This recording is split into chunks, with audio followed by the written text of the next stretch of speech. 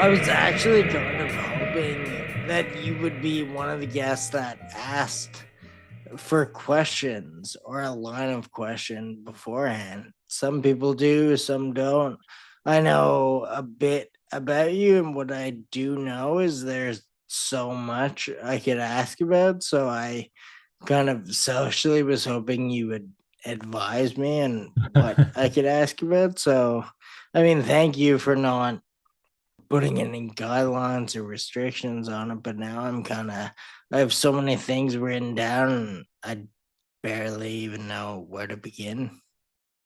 Yeah, all good. It didn't even cross my mind, to be honest. I kind of, as I've listened to a few of your shows, like, uh, uh, I could tell that you do your research. And I think, what I do for a living, or, I'm maybe, I don't like, you probably haven't spoken to many stylists, so I'm like, I was kind of curious to see like what that research would look like for me, because I feel like, I've sensed the theme of, skate and graffiti and runners and stuff like that. So I'm like, maybe this is like a new exercise for you. So yeah, it didn't cross my mind, and I wouldn't have, honestly, I wouldn't even have known what to give you.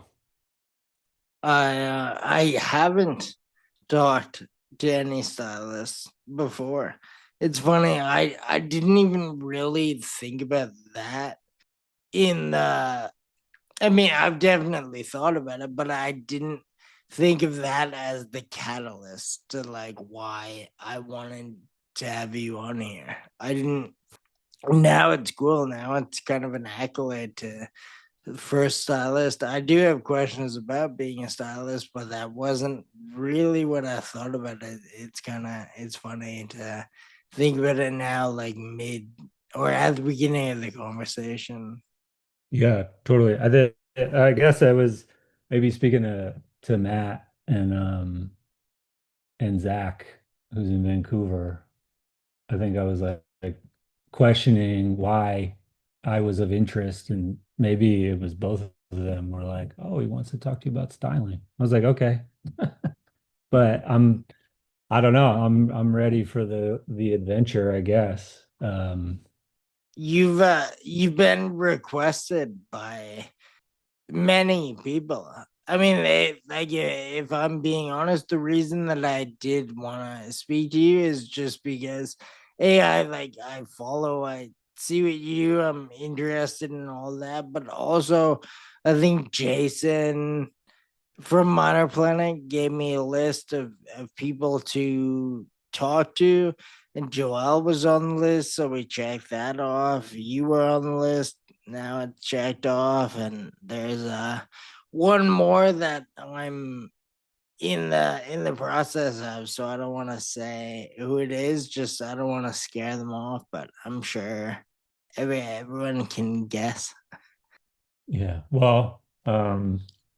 Yeah, no, yeah, I mean, those are some good names to be paired up with, both those guys, Jason and Joel, especially with as I got into running, were, you know, a big help to me.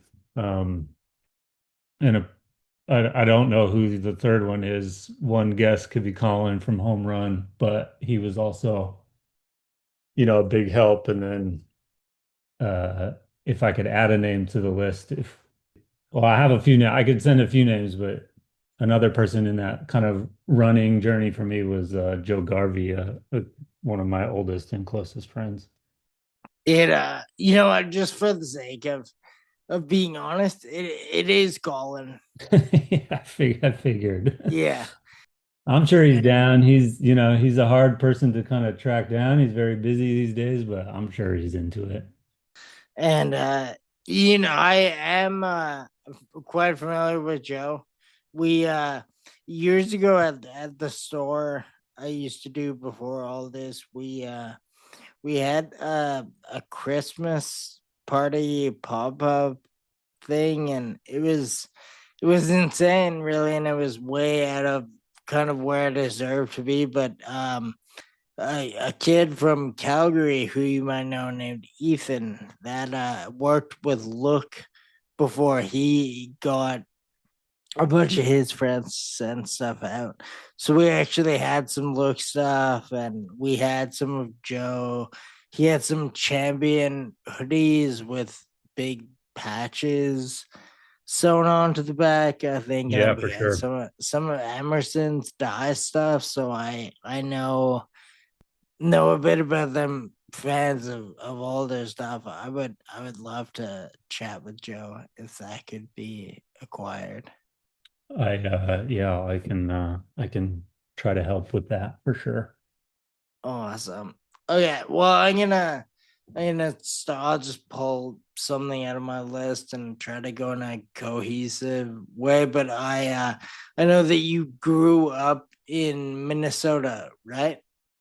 Yeah, I was born in the Twin Cities. I was actually born in Minneapolis, which I kind of didn't find out till later. I was raised in St. Paul, which for people who are not from there is the same thing, but if you're from there, we think they're different, but they're not. So finding out I was born in Minneapolis kind of shook me up briefly. And then when I was 13 in 1995, my mother got a job on the East Coast, so I moved to a suburb of Philadelphia. And so I did like seventh grade to I graduated high school in the suburb of Philly. And I actually read that your mom was a theater actress at that time, right? No, no, no. I don't. I don't. That's funny. I don't know where that would have come from, but my mom works in pharmaceuticals. That's insane. I read this morning that she was a Broadway actress. Her and my father they had a couple friends that were Broadway actors. Um, so when me and her moved to Philly, we would go to New York from time to time to see some of the shows. Maybe that is where that came from. Yeah, no, that makes sense. I thought that was the coolest, the Easter egg lore question. No, she's worked in pharmaceuticals my whole life. Uh, yeah, she's still going. She's still doing it. But when I was a kid, she was a pharmaceutical. She was in sales, and she's pretty incredible. She went and got her MBA a little later in life, and then she does marketing. Um, and I can say that she doesn't deal in the scary drugs. A lot of it has been stuff that's really helped a lot of people. So, but yeah, that's probably the story. Like we would go, my grandmother was from New York, so my mom loves New York City. My mom still lives there. Um, but we would go see a lot of shows and we would stay in Times Square. I actually didn't like New York all that much because what I knew of it was Times Square from those days. Like I was, first time I went, I was 6, and then when we moved, so I was like, 12, 13. And the city just felt so crazy to me. So I never thought I'd live there, but that changed. A lot of people seem to not like Times Square, but when I was in New York for I think the second time, it was a Halloween. Me and my girlfriend went and walked around Times Square, and it was the most insane people watching. Like the more people than I've ever been around, like times a million. But I thought it was super cool. But then whenever I tell people that, either from New York or not, they think it's insane and they don't understand like how I could have enjoyed that. Yeah, I can see both sides of it. If you live in New York, unless you work up there, there's usually just no reason to go there. So you kind of, there are moments where you'd like almost forget it existed, especially if a lot of people who spend most of their time downtown, it's just so different, even downtown, like the buildings aren't as tall. So you almost just kind of forget. But I lived in New York for 20 years and sometimes I would just go there just as a reminder.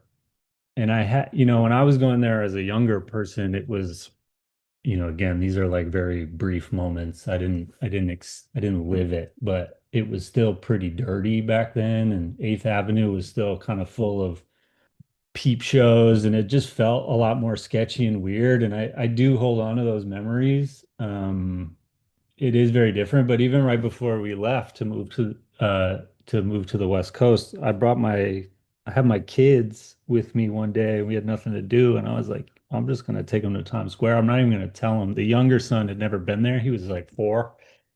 Um, and we came out of the subway and we were walking under some scaffolding, so it was almost like a tunnel, so they couldn't see. My older son like knew what was up, but the younger one, like we came out of this scaffolding like tunnel, and you're just in the middle of it, and his face just like lit up. Like it is just an interesting thing. It's kind of like Las Vegas, where it just I don't know, you can't really explain it. You don't really like it, but it is interesting. And yeah, to your point, like the people watching is usually crazy. It's kind of cool now because some of the, those streets are closed off so you can walk down them, but it's a pretty, it's a pretty nuts place. And I think for, a lot of people that visit New York, a lot of people that travel anywhere, they kind of end up in those places. And it could, if you're from a smaller town, if you're not used to the speed of things and you get there, it can be overwhelming. Um, and that's a lot of what I felt when I was younger. It was just there was people everywhere, and I didn't hate it, but it just felt so intense. So it was definitely a place I never thought I'd live. And then, in high school, like we went up there a few times to like see rap shows or go skate a little bit, but it still just like never appealed to me. But then I moved there, and like once I moved there, I don't know, I fell in love with it like almost instantly. I moved there from Los Angeles, but Maybe it might be the age I am now, and just the more like I'm not really a grown up, but I guess technically maybe if I was super young and saw it, it might have scared me off too. Like I might have only been able to process it that way, like being older and knowing a tiny bit more about the world. I could actually see being younger, that being a terrifying place to be. yeah. And like a funny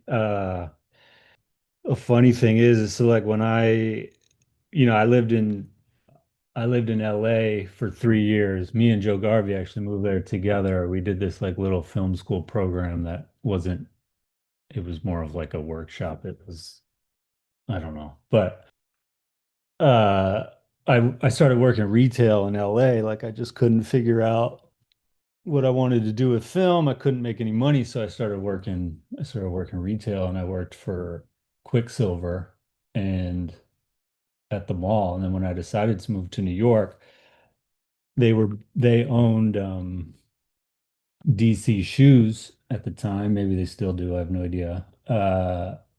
And they were opening a store in Soho. So they were like, yeah, you could go transfer, you could work there. So I was like, cool. I have a job in New York. That's one step in the process. But when I got to New York, the DC store wasn't ready yet. They were still building it. So I was temporarily working at the Quicksilver store in Times Square. That was like where I landed when I moved to New York. And that was actually quite miserable. That's that's really incredible lore that you probably didn't want to fully ever admit, but that's incredible. Yeah, it was so like I was living with my cousin in Williamsburg. I was sleeping on his floor. He had this crazy, I think it was a 2 bedroom that someone had converted into a 4 bedroom. So him and 3 friends were just like crammed in this place. It was the floors were like so uneven that you had to prop the furniture up with shims. Like the bookcase would just fall over. It was like that dramatic. I think like shortly after they moved out, the building actually just fell down. Now it's a garden. It's an empty lot by the Blue Sun store. I don't know if you're familiar with that, but it's like right around there. And I was staying there on the couch. I would go work in Times Square and we would get out at like 2 a.m. And we had this manager, I can't remember her name, but we'd be like folding the t-shirts, which were stacked like so high. And they were just like Quicksilver New York tourist shirts that the second this store would open, the place would just get shredded because it would just be like so many people just rummaging through all this stuff. And she would keep us there till like 2, 3 in the morning to make sure all these shirts were folded perfectly. And I was like, you have got to be kidding me. Because the second this place opens in like a couple hours, it's just going to be thrashed. Like there was just like no way. I don't know. There's probably some like there's definitely like I like love retail. I kind of miss retail, but there's definitely some like PTSD sort of moments. And now is like that experience was pretty rough. But I met some like really good people there, some who I keep in touch with. And you get out at Times Square and it's like 2 o'clock, 3 in the morning, and it's kind of empty. I don't know. There was something kind of like cool about it, something sort of magic about it. Then you all kind of like mob downtown and, you know, go drinking until the sun comes up. I don't know. There was definitely like some good moments, but yeah, pretty wild that that's where I landed right when I got to New York. That's good. Like when you started telling me, I was thinking like, why would who would have to work till 2 in the morning at Quicksilver? But I guess we had a strict boss who was on the folding. Yeah, and like a lot of those stores, like they wouldn't close till like whatever, midnight. Some of those big stores, even in Soho, like they have these, I mean, it's not that interesting, but they have like these graveyard shifts, right? Like there's a whole team of people that go in overnight to reset everything in those massive like, Uniqlo or whatever. So that when the team gets there in the morning, everything's like all crispy. But where we were, like we did it. And yeah, it was I don't even remember when the shift started. It was probably like in the evening, but yeah, that was not fun. But like you said, part of the story, I guess. Yeah, no, a cool part. Very almost unexpected. Yeah. I didn't know if I thought throughout this interview you would tell me about working at Quicksilver, but Yeah. Yeah. so I mean, before you were 13, I don't even know if I had any interest really that young, but do you remember like what you were getting into before you left Minnesota? Yeah, for sure. We were like we at a very young age, like I played hockey. I was like obsessed with hockey. And then I had a babysitter when my parents were still together. We lived in like a townhouse development, and across the street from us, we had this family that, the mom was like our daycare. Both my parents worked, so the mom was like our daycare when we were younger, and they had three. We had there's th I have two siblings, so there's three of us. There's three of them. And as we got older and started going to school, like they would babysit. So the oldest, the son, who was the oldest, he was into skating. So I just kind of idolized this guy. So I got into skateboarding. I was probably like it was probably like 1988 or 89. So skating for sure.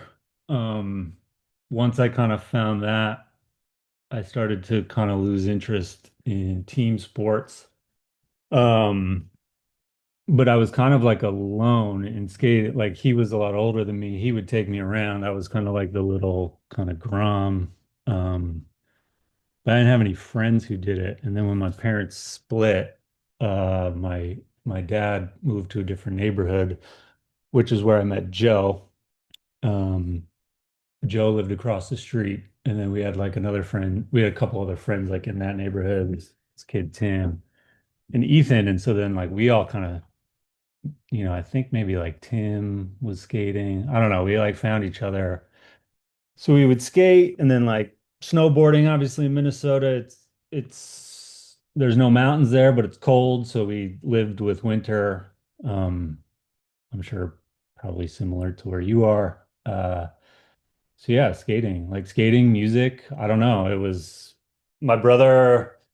My brother's 12 years older than me. My sister's 6 years older than me. So like they were a big influence. Like a lot of, it's a classic story, but a lot of the older siblings like really helped shape us. So we were all getting into rap music, skating, all that. And then when I moved to suburb of Philly, like the Twin Cities, is a pretty cool place. It's obviously going through some shit right now.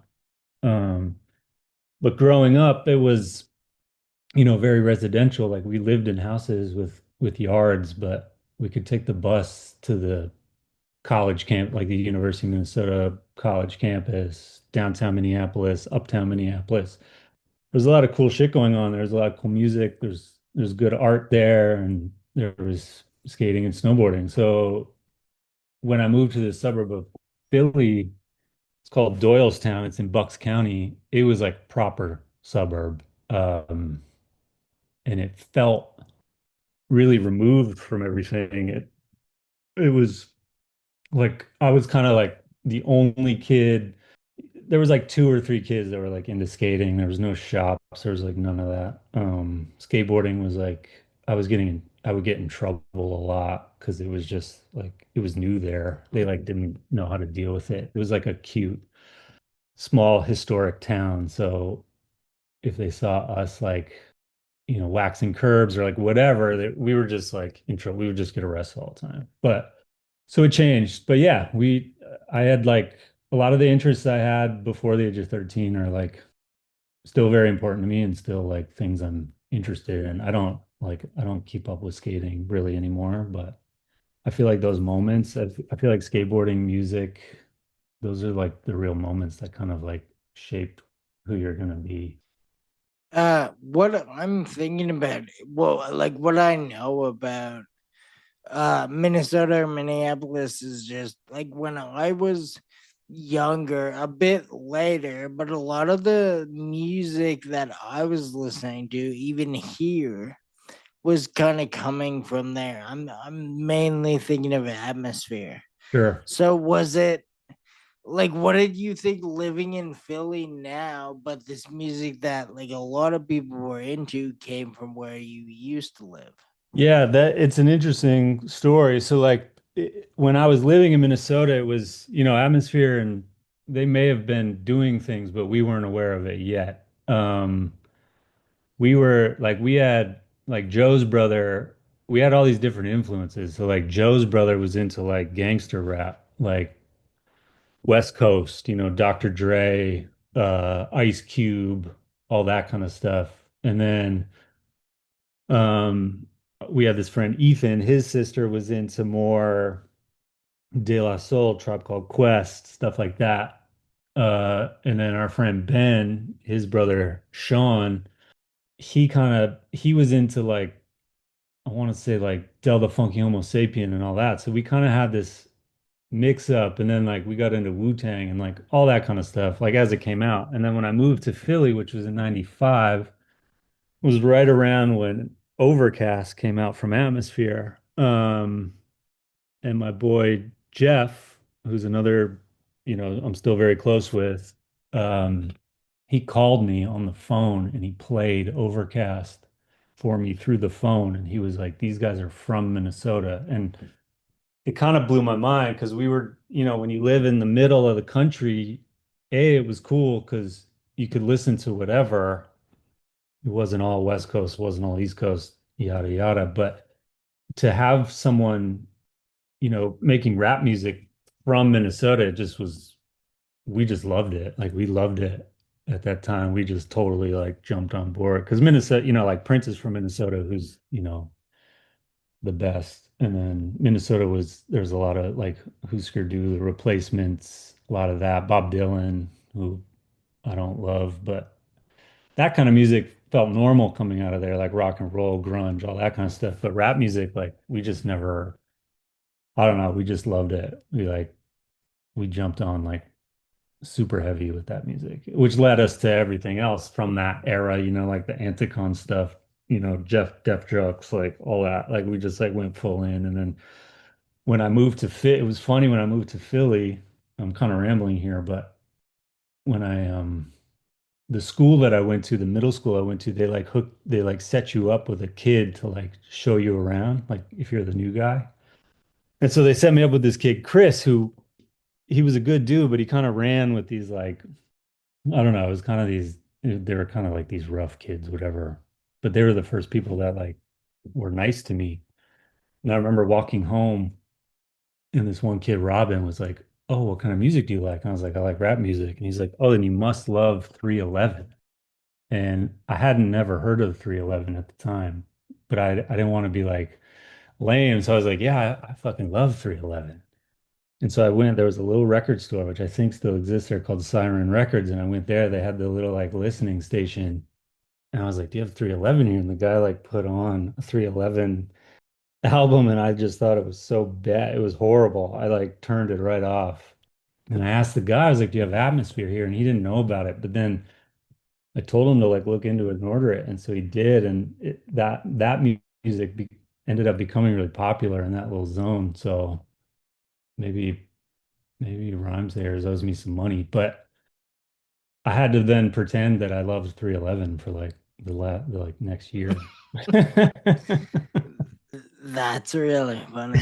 Um, yeah, I don't just where I am and growing up, like in the, maybe 98, 99, I would say, like atmosphere was the biggest thing, even out here. Like, actually, I mean, similar to how I exist now, but I sort of did then. Like, there was not much going on where I am, so I had to go on like I mean Napster, LimeWire at that point. Everyone was really into Atmosphere, and then I guess what was it before Atmosphere? They were Deep Puddle Dynamics. I think I barely know, but I think that was the group before Atmosphere. It was two of them, and then he might have left to do it on his own, but it was like the only like here if you did graffiti or whatever you were into hip hop, if you weren't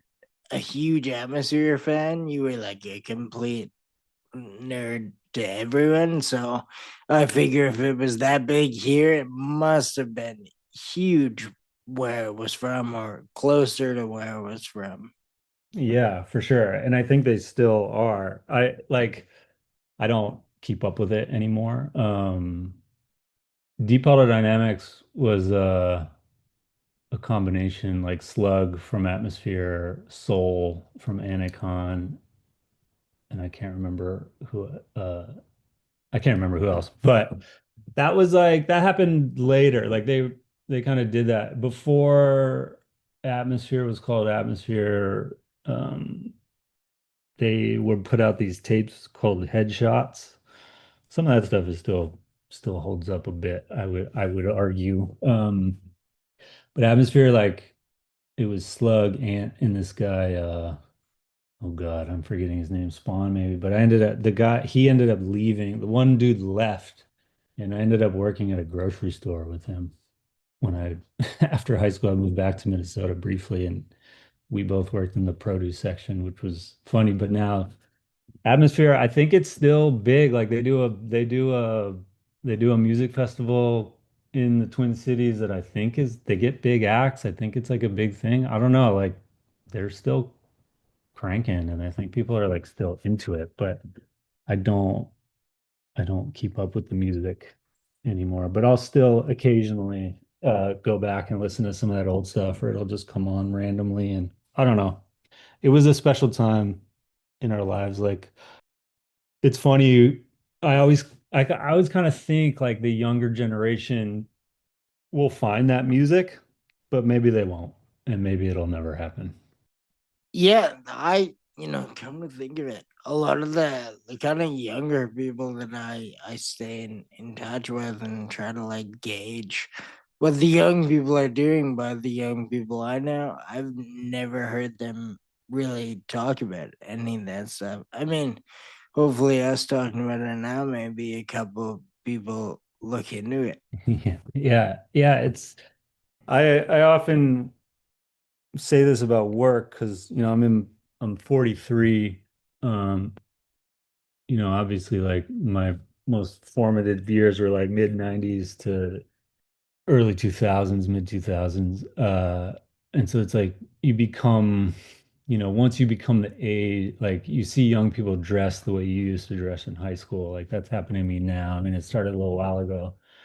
Or you hear like a younger person, someone who's in their 20s now, kind of like discover some music or something that was just so everywhere when you were a kid. Like it's this weird thing that happens. And I always assume like because some of that music is real weird, like especially some of the like Anacon stuff gets like really experimental and strange. And with the younger generation being like so into little heady niche things, I just thought it would have some sort of resurgence, but it hasn't. Like even LP, like Company Flow to me, that Fun Crusher Plus album like is still really good. And it's still like I feel like it's a cool representation of a time in New York.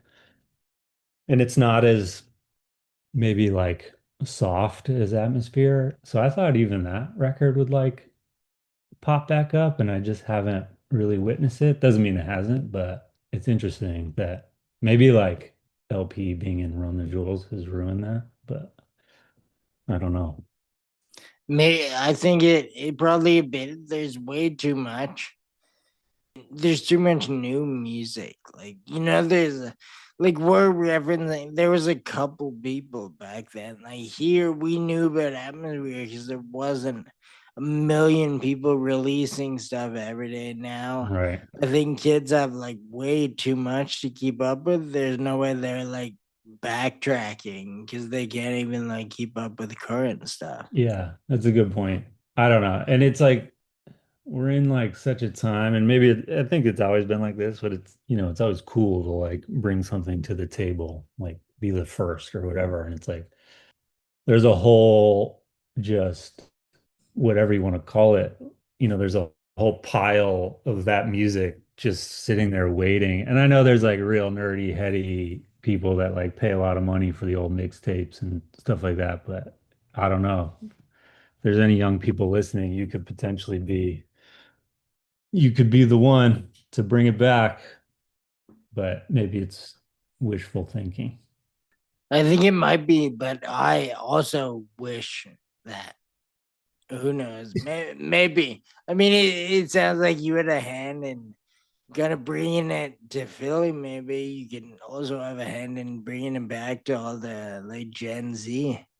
Yeah, maybe. I don't know. It might have to come from one of them, but maybe.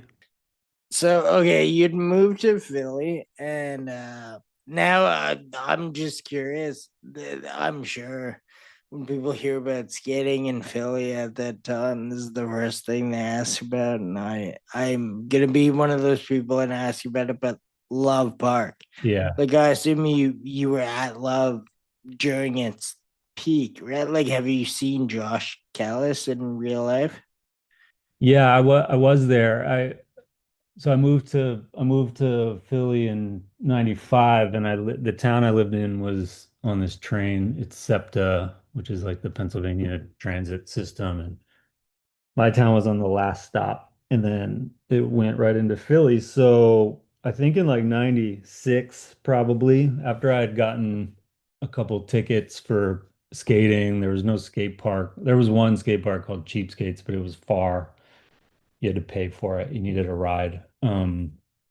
So at one point, we had kind of found out about Love Park. I don't remember that moment or like what or how we found out about it.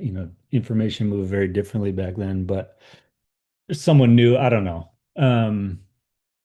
I asked my mom if I could take the train down there, which she was like, no, but she agreed that she would come with me and some friends, and I think my sister was visiting. And she basically was like, "Well, we'll go with you. We'll go to the art museum or whatever. If we feel it's safe, then you can start going by yourself." I mean, I was like 13, 14. Um, And so we did that, and it was funny because she did exactly that. Like we got off the station, off the train, and she went down to the art museum, which is like a beautiful place in a really nice part of town. And then we went to Love Park, which was also across the street from City Hall, and then the municipal building with all the like big chess pieces and stuff. And Love Park was like dirty and scary, and it was covered in skateboarders. It was like covered in pee. Uh, we loved it. And then she came back and she's like, "Yeah, this is fine. You guys can start coming here alone." So then we would go there. I want to say we would go there like every weekend. It was probably like $5 to get on the train. You'd get your little allowance. We would go to Wawa. We'd get like a sandwich and a big like gallon of iced tea, and like that was your food for the day. And then we wouldn't get home till later, like we get off the train and we could walk home from the train station. So we went there a lot. So I was there. I will say that I was never that great at skateboarding, and Love Park back then was an intimidating place. So I kind of just stayed away from a lot of that stuff. So there was probably a lot that went down there that I was near, but maybe didn't like witness firsthand. But yeah, I was there. Like I remember some you know, seeing Ricky Oyola kind of go, be himself. I do there is I remember seeing, Stevie Williams. I remember seeing Bam. Um, but yeah, I don't it was interesting. Like anytime that there was something like big going down, we would just kind of move because we didn't want to get in the way. We just weren't as good as everybody. But it was a special time and feel like there was a lot of stuff that happened there that it was my escape because being in Doylestown was just so foreign to me. So like being able to go down to Philly and like witness all the stuff and just see it was dangerous. It was, I don't know. I look back at the time, I was probably like, I never wanted to leave Minnesota. So I was probably bummed. But when I look back on it, I do have a lot of like fond memories of going down there. And then like as skating turned into like partying, we are going to shows, like we would go down there. We knew some places we could like buy beer without ID, and we would go to all the shows at the Electric Factory, like we'd go to Root shows all the time. We'd go to those Rhymes Hair shows if they came around. Like we would go see everything. We would see like Busta Rhymes, like all sorts of stuff. So Philly, I don't know, it became like a special place for me. I have a lot of fond memories there, but I also still struggle with the place just because the circumstances of leaving Minnesota. Parents used to be cooler, I guess, for lack of a better word. That's incredible that your mom like had the wherewithal to like vet the place before she let you hang out. Like obviously a great parent, but then going and seeing Love Park and then saying this place is okay for a child to hang out at. That's cool. That's what she did not see Love Park. She went like all she saw was like the nice museum. Oh, okay. I misunderstood. I get the Yeah, sorry. juxtapositioning now. No, I thought she met you like she came from the art gallery, met you at Love, saw all the urine and fights and everything, and then said like you can be here. No, she did not. And that was the ironic part because we just kind of when she was like, "Yeah, this is cool. You guys can do this." I was in my head. I was like, "Really?" Because my mom is like she's not strict, but she was always cautious, right? And when we moved to Philly, like she was alone, so she was single. I had siblings, but they were old enough to stay in Minnesota, so it was basically me and her. And it was a different time, right? Like we didn't have cell phones. We would go to Philly all day. Like as a parent, it's hard to imagine that right now. My oldest son is 9, and we're getting to the point where we'll like leave him at home for a little bit by himself, or he can like walk to his friend's house in school, but it's nerve-wracking, even though it shouldn't be. So I do give her a lot of credit, but no, she didn't see it. And I often joke with her, I'm like, had she seen, the things that I experienced as a young person at Love Park, like being offered, hard drugs for the first time, like being, I hope I doubt she'll listen to this, but you know, being propositioned by prostitutes, seeing fights, seeing homeless people fight, you know, it's a very real place. I think Philly still is a very real place. You know, obviously that whole area is totally gone, but even just the police activity, like when the cops would come into Love Park to bust the skateboarders, it was crazy. They would roll in with like a big van. They would be on bikes, and they would just storm that place. And you would just have to run or skate as fast as you could in any direction and just hope that you weren't one of the people that got caught. Like I remember one time I was skating down Ben Franklin, like towards the museum, just I was pushing as hard and fast as I could. And there was this kid, some I didn't know him, and he was right next to me, and a cop came up on a mountain bike and just grabbed him by the neck and just slammed him face down into the ground. Like it was full on physical. I don't I just I don't know if that kind of stuff happens today, especially to skateboarders, but I mean it definitely happens to other people. But it was like it was crazy. And they'd throw you in the van. You know, I don't know. I never got caught. You would just like skate as fast as you could, as far as you could. And then once you felt like you were clear, you'd throw your skateboard under a car and then just start walking and hope they thought you were just a person. But it was wild, but it was exciting, you know, especially for a young person. And yeah, I look back on that as like very glad that I was able to go down there and be part of that for sure. You never got caught, but you ran, right? Like you got away. Yeah, totally. Because you know, any given day there would be like whatever 200 kids skateboarding there. And so the cops would just like they'd probably like huddle up around the corner and then they would just come in and storm the place. And so it would be a surprise, but it was never like they wouldn't like pop out of nowhere. Like you knew they were coming and kids would just scatter.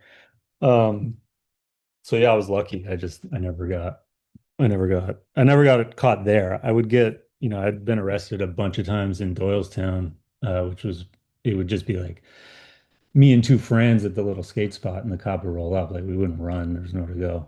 But in Philly, you could just bolt because there were so many kids that, you know, they had to choose who they were going to go after. And I was just lucky, I guess.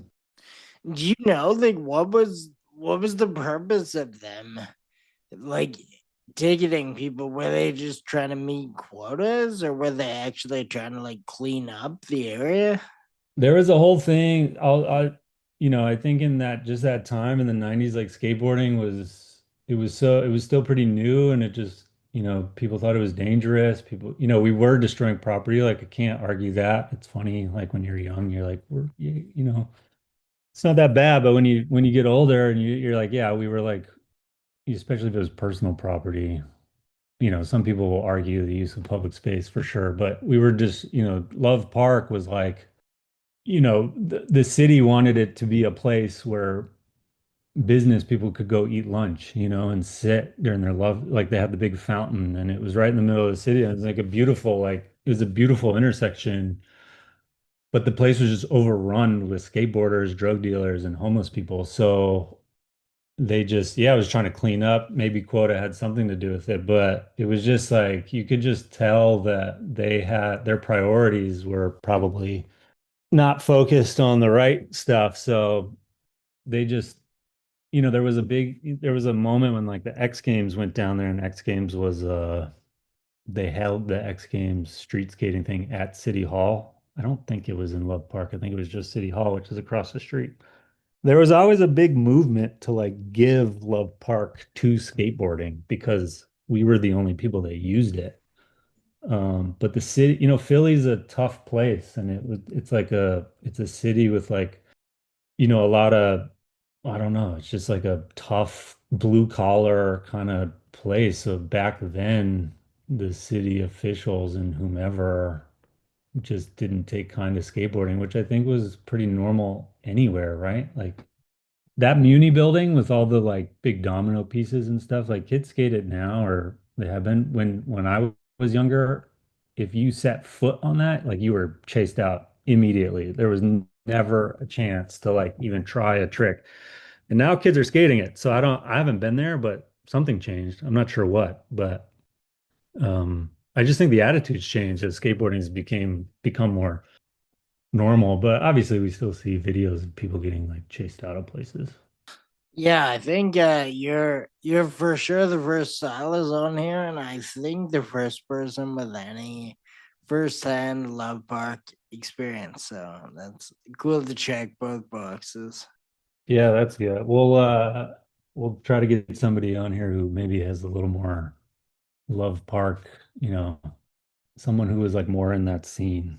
But yeah, it cool to be there, cool to witness. Were you were in the photos like while that was happening? Yes, I don't even know how to really ask this question, but when did you start taking photos? I took pictures in I guess middle school and high school. My grandfather took a lot of photos. My dad, was a painter. He owned like an art store back in the day. So like art was always in my household. My brother was a painter. My sister took a lot of pictures.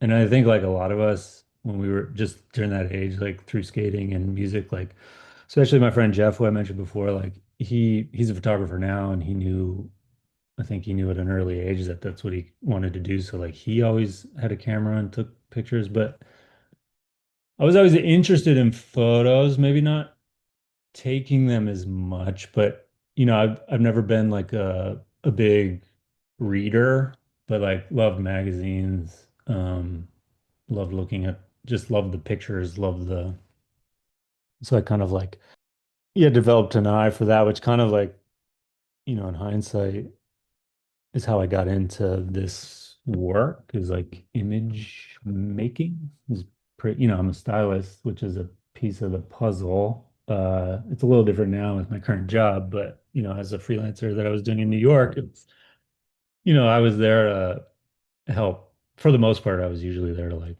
help craft an image and work with the photographer or whomever to like that was like my contribution because I didn't have a lot of focus. Like I didn't pursue photography. Um, I got into styling kind of like I was working retail. I was like pretty done with it. I didn't know what I wanted to do. I'd worked in a little film when I lived in LA. I thought maybe I could get back into film. Like I really just wanted to be like freelance. And I think a big part of why was because I like to party. I just wanted to go out. I wanted to like be out late. I didn't want to work every day. Being a freelancer, you can make some decent money, like even just a production assistant, like more than retail. So I was like, all right, if I could get into like film work, I could work for like a week and then I could like maybe have 2 weeks off and then I could just, go out basically. Um, and so I tried to get into film in New York. I just didn't have the connections. I ended up being a PA on that Will Smith movie, I Am Legend, which was like insane. I just hated it. It was like the the call time was like 3 in the morning. There was like 150 PA. Like it was huge. It was like the biggest production New York had seen. Maybe still holds the record, but it was just like nuts. It was a lot different than the West Coast. So then Jeff mentioned like he was like, "Oh, you should be a PA on a photo shoot. They're like smaller and easier." So I did that and then I kind of got into that and I was fortunate where I worked for a few production companies in New York that, produced some really big shoots with some of the best photographers, ever, definitely at the time, but ever people like, Peter Lindbergh, Craig McDean, Terry Richardson, like all this like just like a kind of an exciting time. And then as I kind of got burnt from that, because as a PA, you're just like running around, you're getting coffee, you're the first person to show up, you're the last person to leave, you got to pick people up, drop them off. Like I just kind of got sick. So I was like, oh, maybe I could be like a photo assistant because I used to take pictures and then my experience in film in LA, like I knew how to set up lights and stuff. So I was like, maybe I could do that. And then this producer was like, she was just cool. She was like, "Oh, you should be a stylist assistant." I didn't really know what that meant at the time because I wasn't paying attention. I didn't really care about, I just like wasn't paying attention, which I wish I did more, but I was just there to like do the job get paid and leave so I could, you know, just hang out. And then she was like, "You should be a stylist assistant." I was like, "Cool, whatever." So then I did that. Like that's what led me on this path, really. And I kind of learned to love it. But yeah, I thought like that was a moment where had she been like, "You should be a photo assistant," like maybe I'd be taking pictures right now. I don't know. Um, That's I mean, great. Definitely, I had questions to get to those answers that now I don't have to ask yeah, you. sorry, sorry. No, that's perfect. I was actually one of the questions was how did you end up like what happened in between these things that you became a stylist? But there's the answer that she asked you to be an assistant. Yeah, and it was, it's one of those things where I grew up, I didn't grow up looking at fashion. I didn't look at fashion magazines. I didn't pay attention to it. But those things that we've talked about already, like skating, rap music, just music, those times, like style was so important. It was, not just like how you dressed, how you carried yourself, what you were into kind of dictated those things. And I was always interested in clothing. I just maybe didn't realize it, but I always cared about what I wore. I always cared about how I wore it. I always paid attention to what the people I looked up to, whether they were like musicians or whatever, like I just paid attention to how they were dressing. I paid attention to how those older siblings I mentioned before, how they were dressing. Like it just was always on my radar.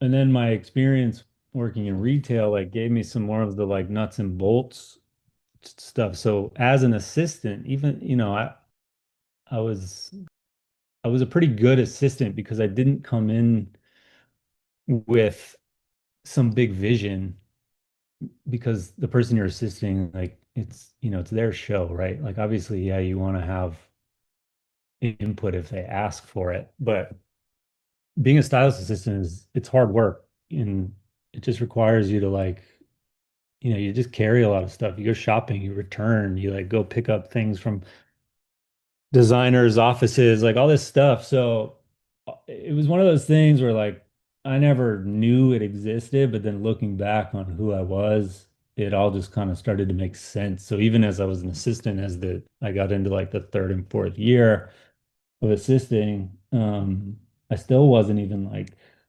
thinking about doing it on my own. And then someone's, you kind of start booking your own jobs and it just kind of goes from there. But even when I left assisting and started doing it on my own, I probably didn't like really go for it until like the second or third year of me like booking my own jobs where I was like, I basically was this moment where I was like, all right, I'm like, people keep hiring me. I don't hate this. Um, I must be good enough because people keep hiring me, so I should just like actually try. And that's kind of when it like really, that's like when it really like went from there. But I could have done things differently, but it's what happened. Do you have an assistant now or people that help? Well, I did. So I was a freelance stylist with assisting in New York for about 15 years. And then recently, I took this job. I work at Nike now. I'm the style director at Nike. So it just works differently. So I don't have an assistant here, but if we do a shoot, we'll hire them. But when I was in New York, yes, I had a few. I never had like one that was with me all the time. I kind of had a couple that I would rotate around. I just wonder if you think about your time as being an assistant, like if you treat them accordingly based on like how you might have been treated.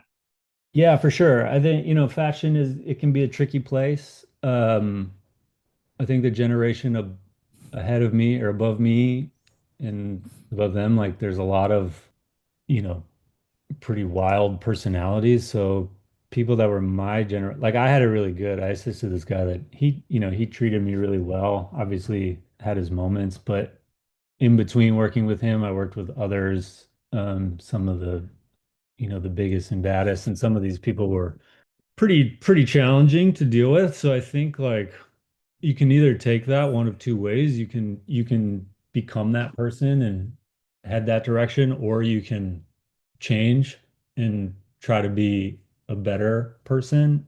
I think a lot of the people in my generation have come out of those situations and are pleasant to work with. There are moments in that world that, things got to happen. They got to happen fast. So, people are spending a lot of money on these things. So you got to like, sometimes you got to be a little nasty or firm, but it changed. I think like the culture just changed as society did. A lot of the like, I think the Me Too movement was a big reckoning for a lot of people. Like you just can't get away with it's not that you just can't get away with being an asshole like you probably used to be able to. Some people do, but a lot of times, like if you're getting booked on a job for Gap or Levi's or whatever, like those full-time Levi's employees will be on set. So if a freelancer is there just like screaming, it's probably not going to end well, but some people can still get away with it. But I was probably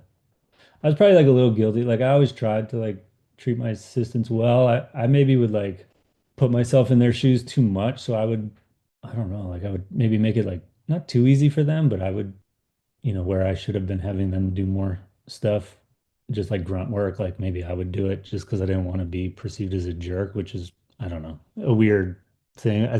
Yeah, I think like there's still things that linger from those days that you're just conscious of, especially if you're a good person. Some people are just mean, but I'm not a very mean person. Yeah, I was actually gonna say it's probably easier if you're actually just a savage that doesn't care at all.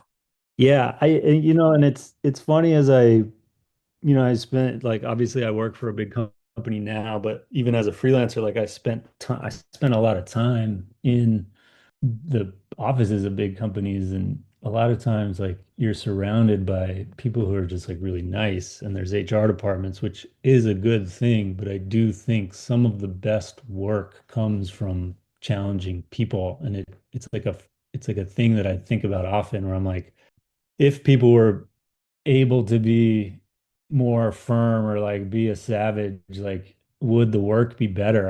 It might be. I don't know. I don't know.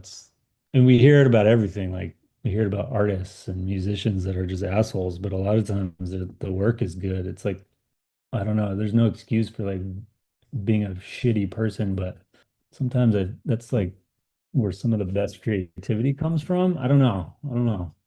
No, I've definitely explored thinking about that too. It's I think a lot of people might be on the fence of how to which lane to take when thinking about that, but it's a good question for sure, and it's gonna be a predicament forever, I think. Yeah, I agree. And I think like in the world of, freelance, especially fashion photography, stuff like that, like it'll probably always exist. But I do think it's gotten a lot better, which is a good thing. There was, some of these people did some pretty like gnarly shit.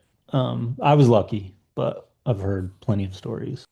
When this woman advised you to be a style assistant, do you remember? Like, is it okay if I ask what was your first job?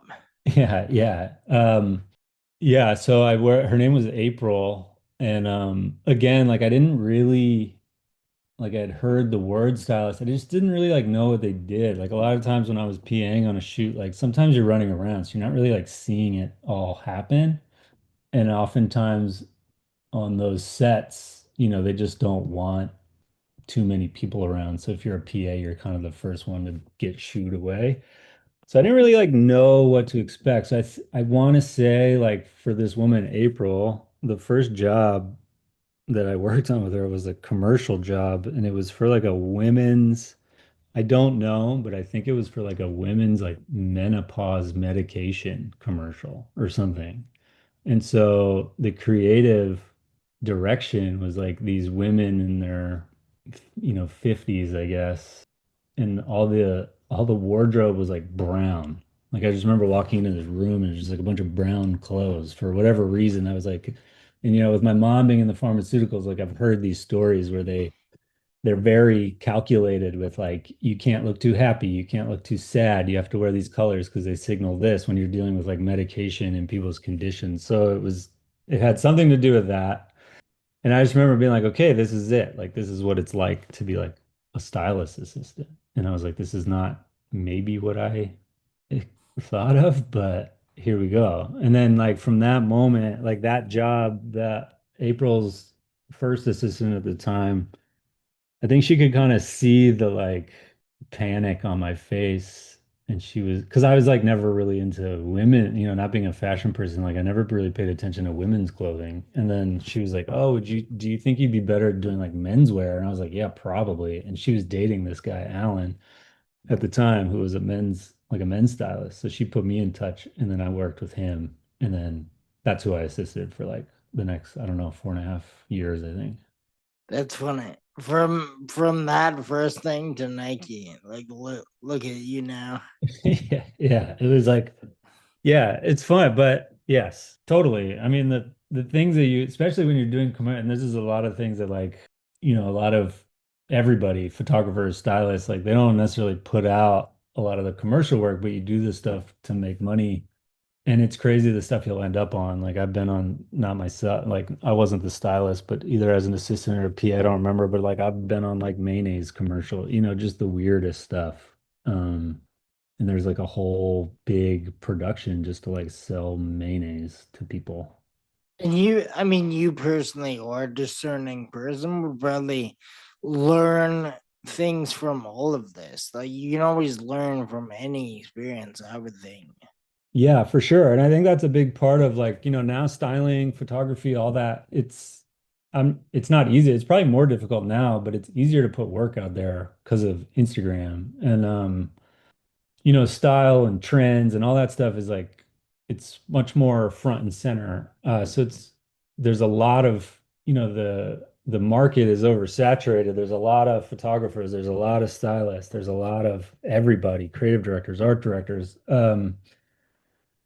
I think a lot of people starting off with it like think that it's glamorous or super creative and high fashion and all that kind of stuff, but there is this whole component of like the job of it and the skills and the tricks and the like how it works, like how you acquire clothing, how you return it, how you fix things so they look good on camera and all this stuff. And those are the jobs that you like really pick up those learnings from.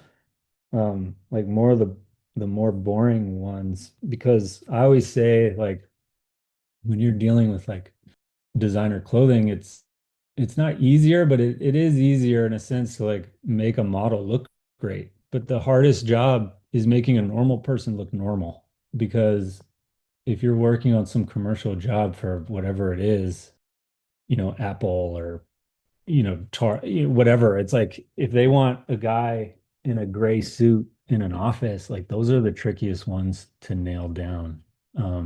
It shouldn't be that way, but it is. And it's the hardest job, but it is where you learn. And unfortunately, it's where you can make the money. So those jobs aren't necessarily very fulfilling, but you do learn and they are necessary to some people, not everybody, but it's a lot of the reason why taking a full-time job was appealing to me, because I I just like couldn't do that kind of work anymore. I just was like it was just like so soul crushing to do that. I didn't do a ton of it, but the job, it was like higher stakes, those jobs, and those are the jobs where you could like get paid pretty well because it would be there's a lot of prep days, we get paid day rates. So it was like a lot of prep days, a lot of shoot days, all that kind of stuff. But it was just like just hard to make those people happy. And it was just not, you're just working with like cheap clothes. I don't know. I kind of had enough of it.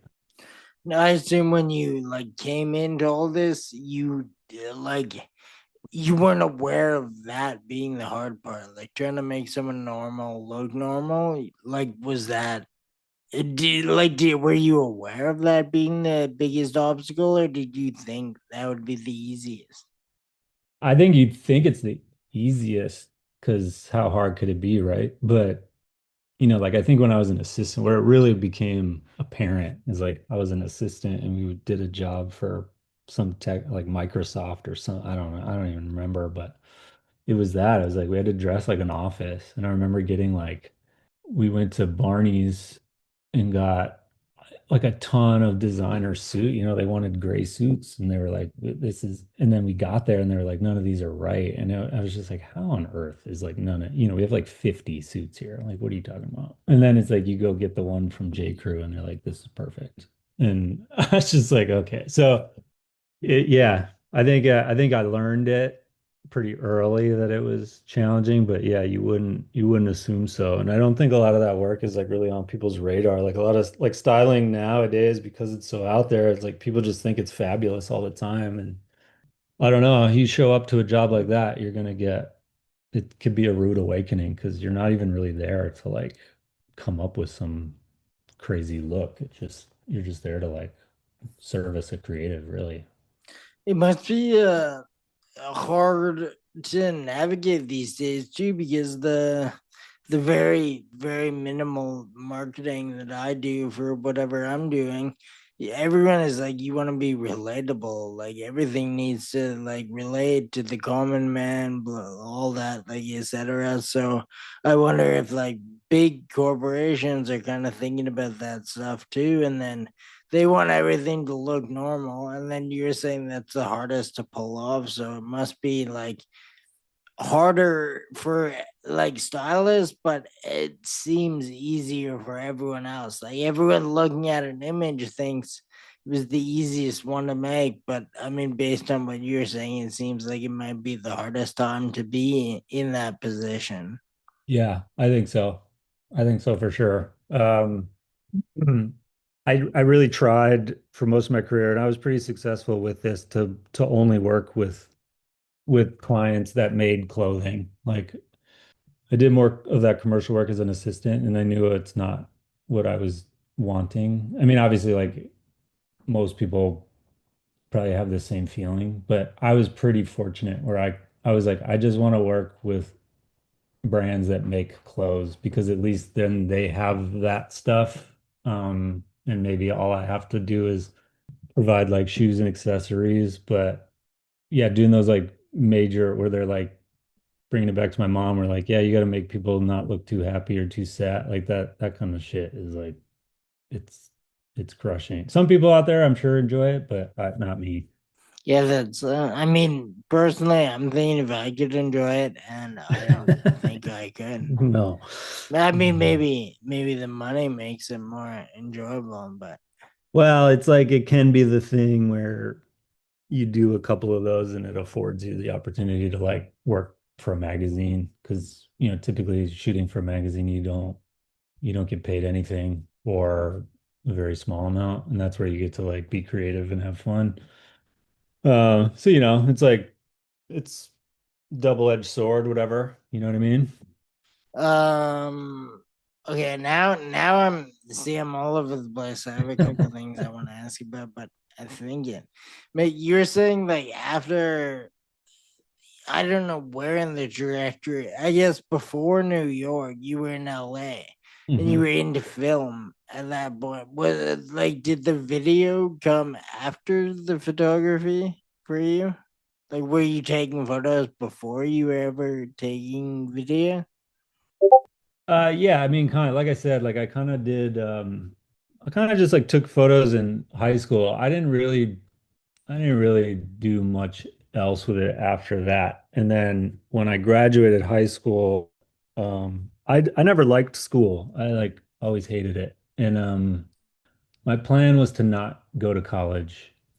And as I saw my friends get accepted to college, I kind of panicked. So I applied to two. I applied to the University of Minnesota because I always thought I wanted to move back there. And then I applied to West Virginia University because I knew a bunch of friends from Philly that were going there, and I knew it was a party school, which was what I was interested in. And so I ended up getting into like a satellite campus. I didn't get into the University of Minnesota. I didn't get into the main campus, West Virginia, but I ended up getting into this like like shitty version of that school that was like a half hour away. So me and my friend went there together, but we would just go to the main campus every chance we get just to party, just to drink. Like we just partied, And even though I continued to I'm sober now, but even though I continued to drink for many years after, as I was there, I was like, this is just not sustainable. Like I can't,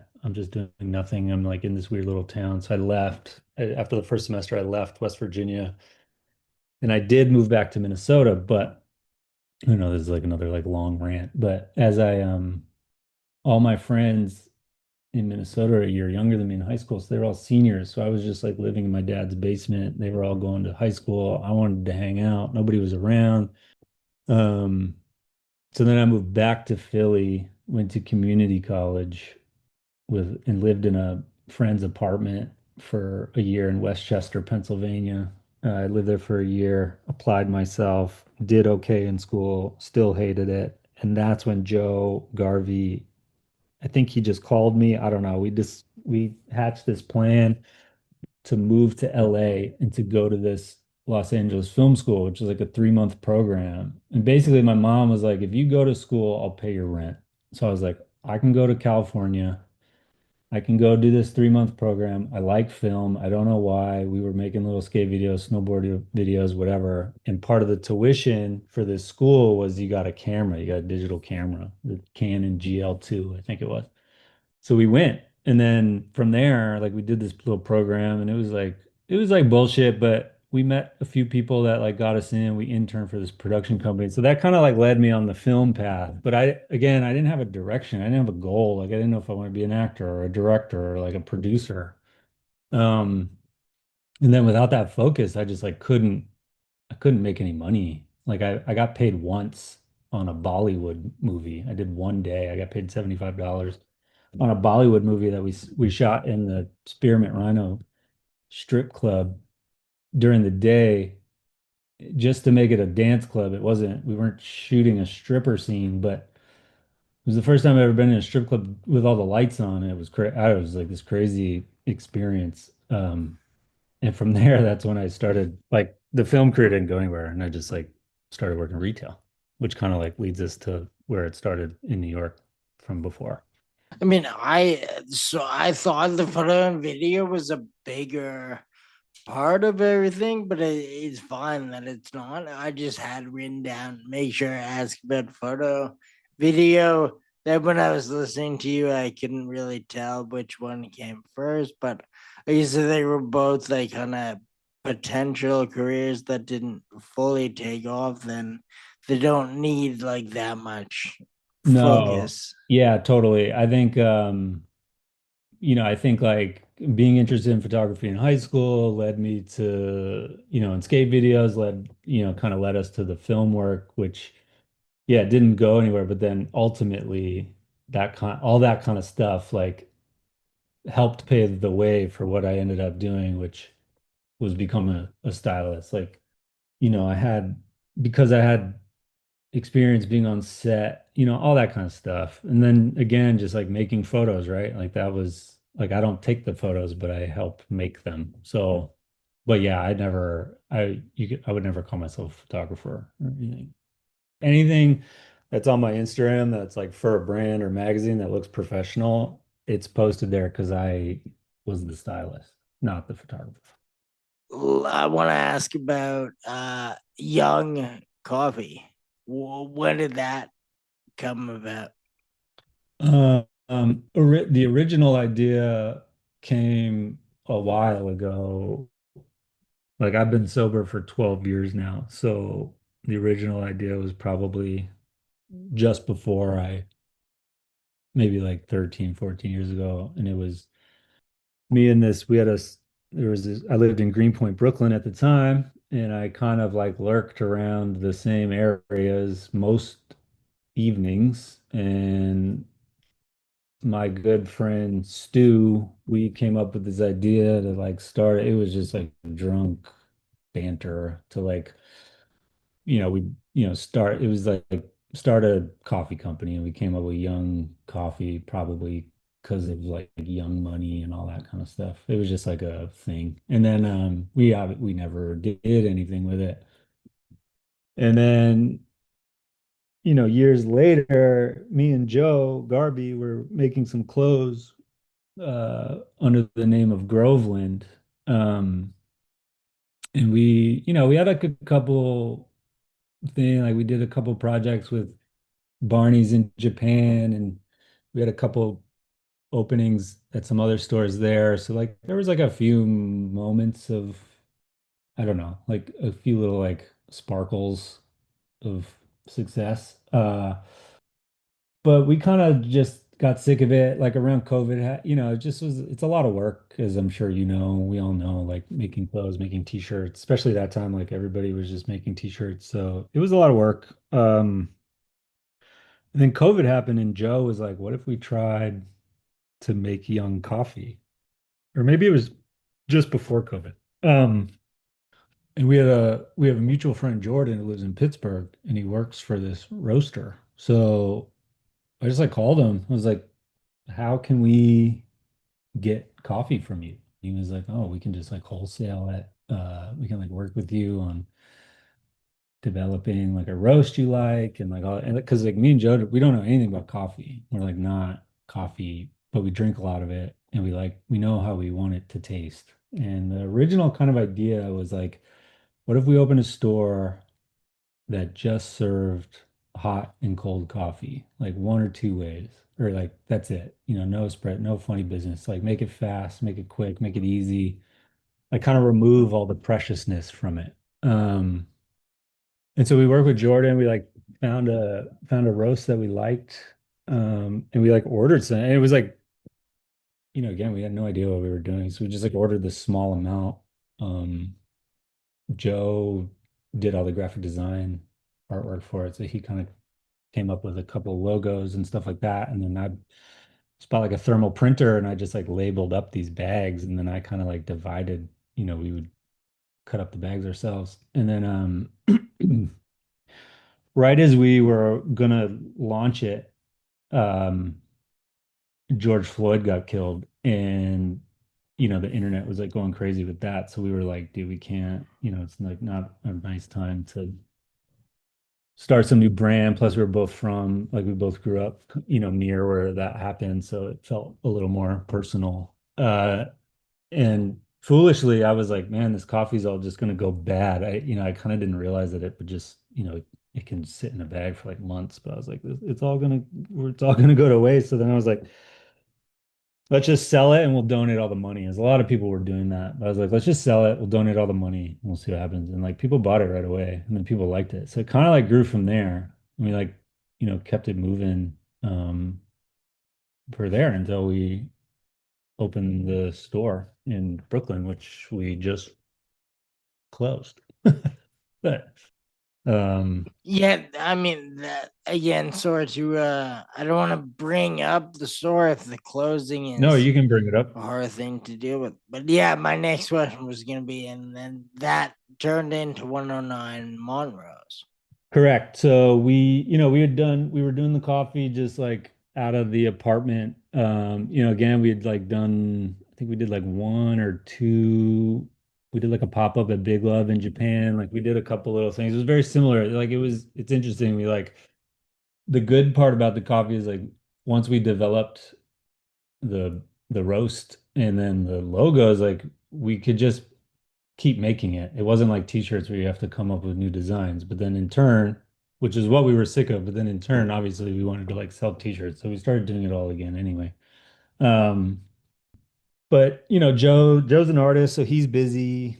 I was a stylist, so I was busy. So it was kind of like, it was just kind of humming along, and we got a couple wholesale accounts. Like we were selling at Dimes. They sold the beans and served the coffee in Rose Bakery at Dover Street Market, which was cool.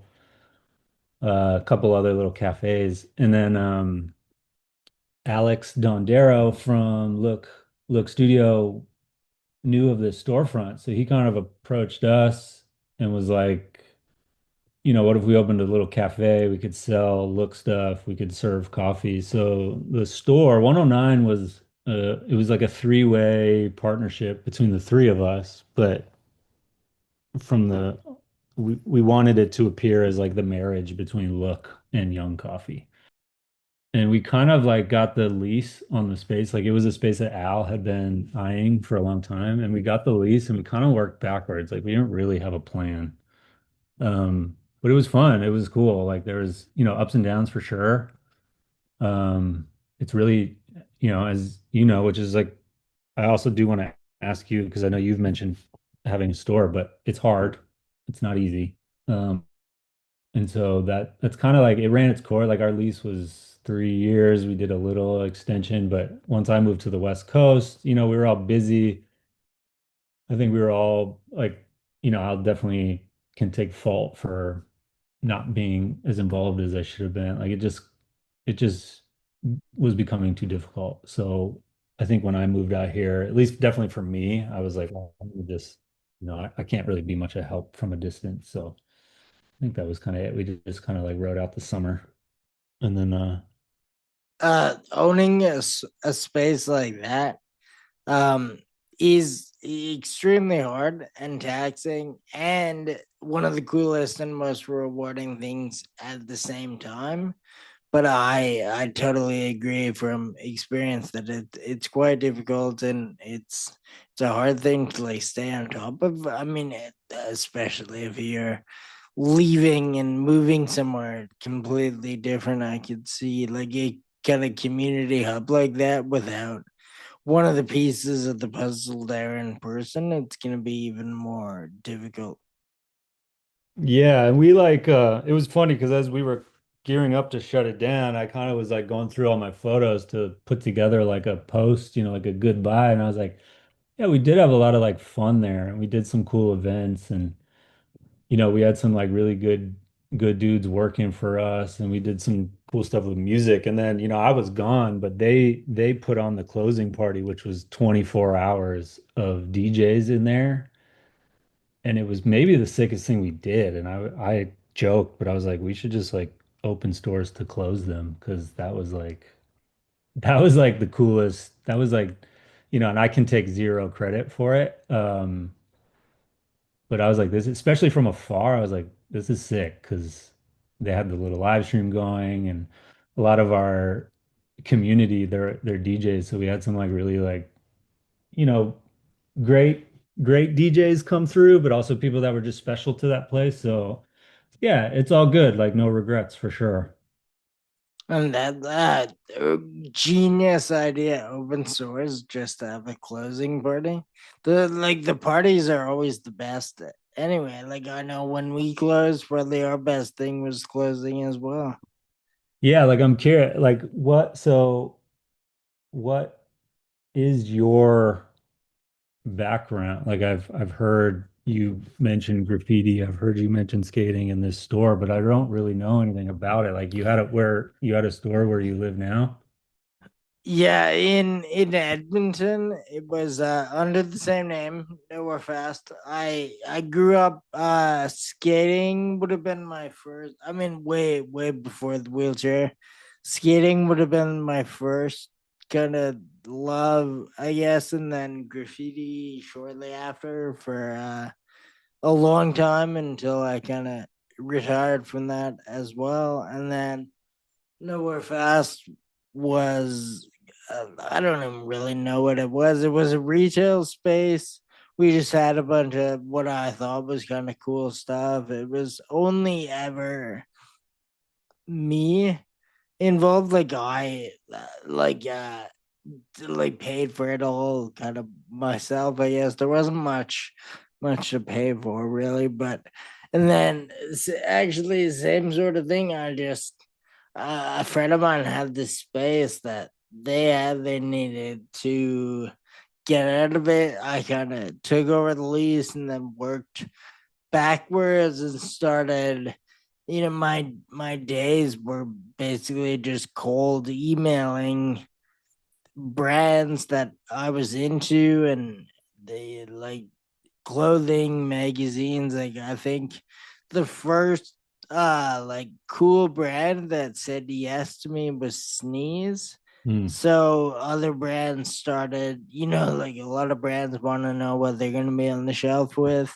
right. Being able to say there was sneeze was a huge help. So I started with magazines and trinkets and mailing and gets candles, just the weirdest array of stuff. And then I ended up meeting some kids that would kind of hang out in the space, and they were all really, really good skateboarders. And we just hung out a lot, and I just kind of fell in love with these kids and was so into like the energy they were bringing.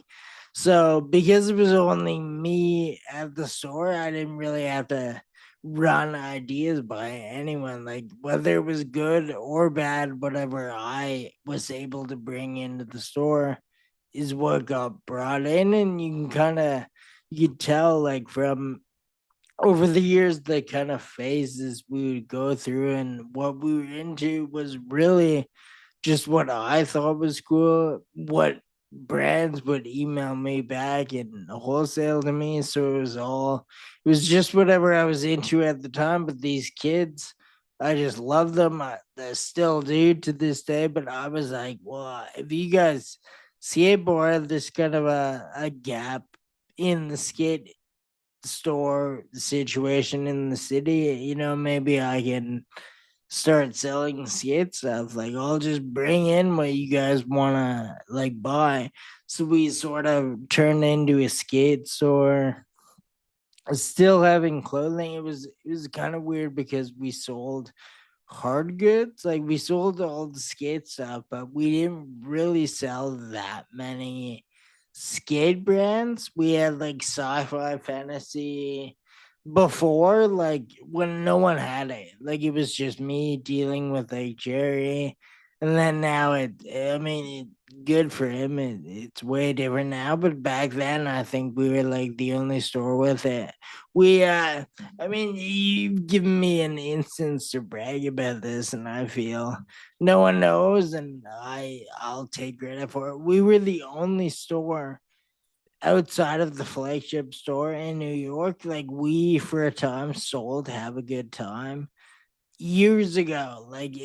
This was like 2016. Actually, I was going through our archive because of this whole like 2016 revival that kids are on, and I was trying to see what we were up to then, and we got our first shipment of Have a Good Time in 2016. No one heard of it then. Around here, no one's heard of it now, really, but that was kind of what we were up to. We were a boutique and a skate shop, and it was only me. Like I was the only staff. I was there all the time. It was a lot of fun, but it was also a lot of like stress and turmoil. And then in the end, we closed and we were in huge debt, which is all taken care of and paid off.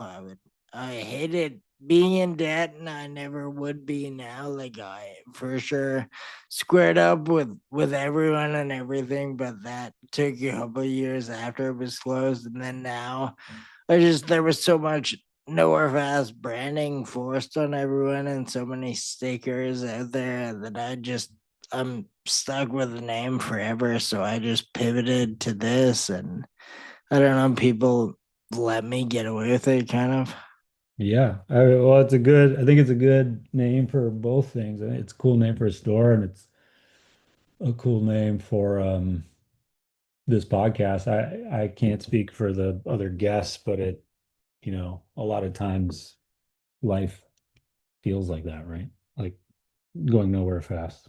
Yeah, it's a very relatable name, and it's funny. I had no idea like that it would be such a good name for all of my random pivots, but it's really a Smiths song. I think it was my Flickr screen name like 20 years ago, but I kept with it, and now even all throughout whatever until now, I hear people tell me, what they think it means, and now people who are like when they meet me and see him in a wheelchair, they're like, "Oh yeah, we get the name now. It makes sense."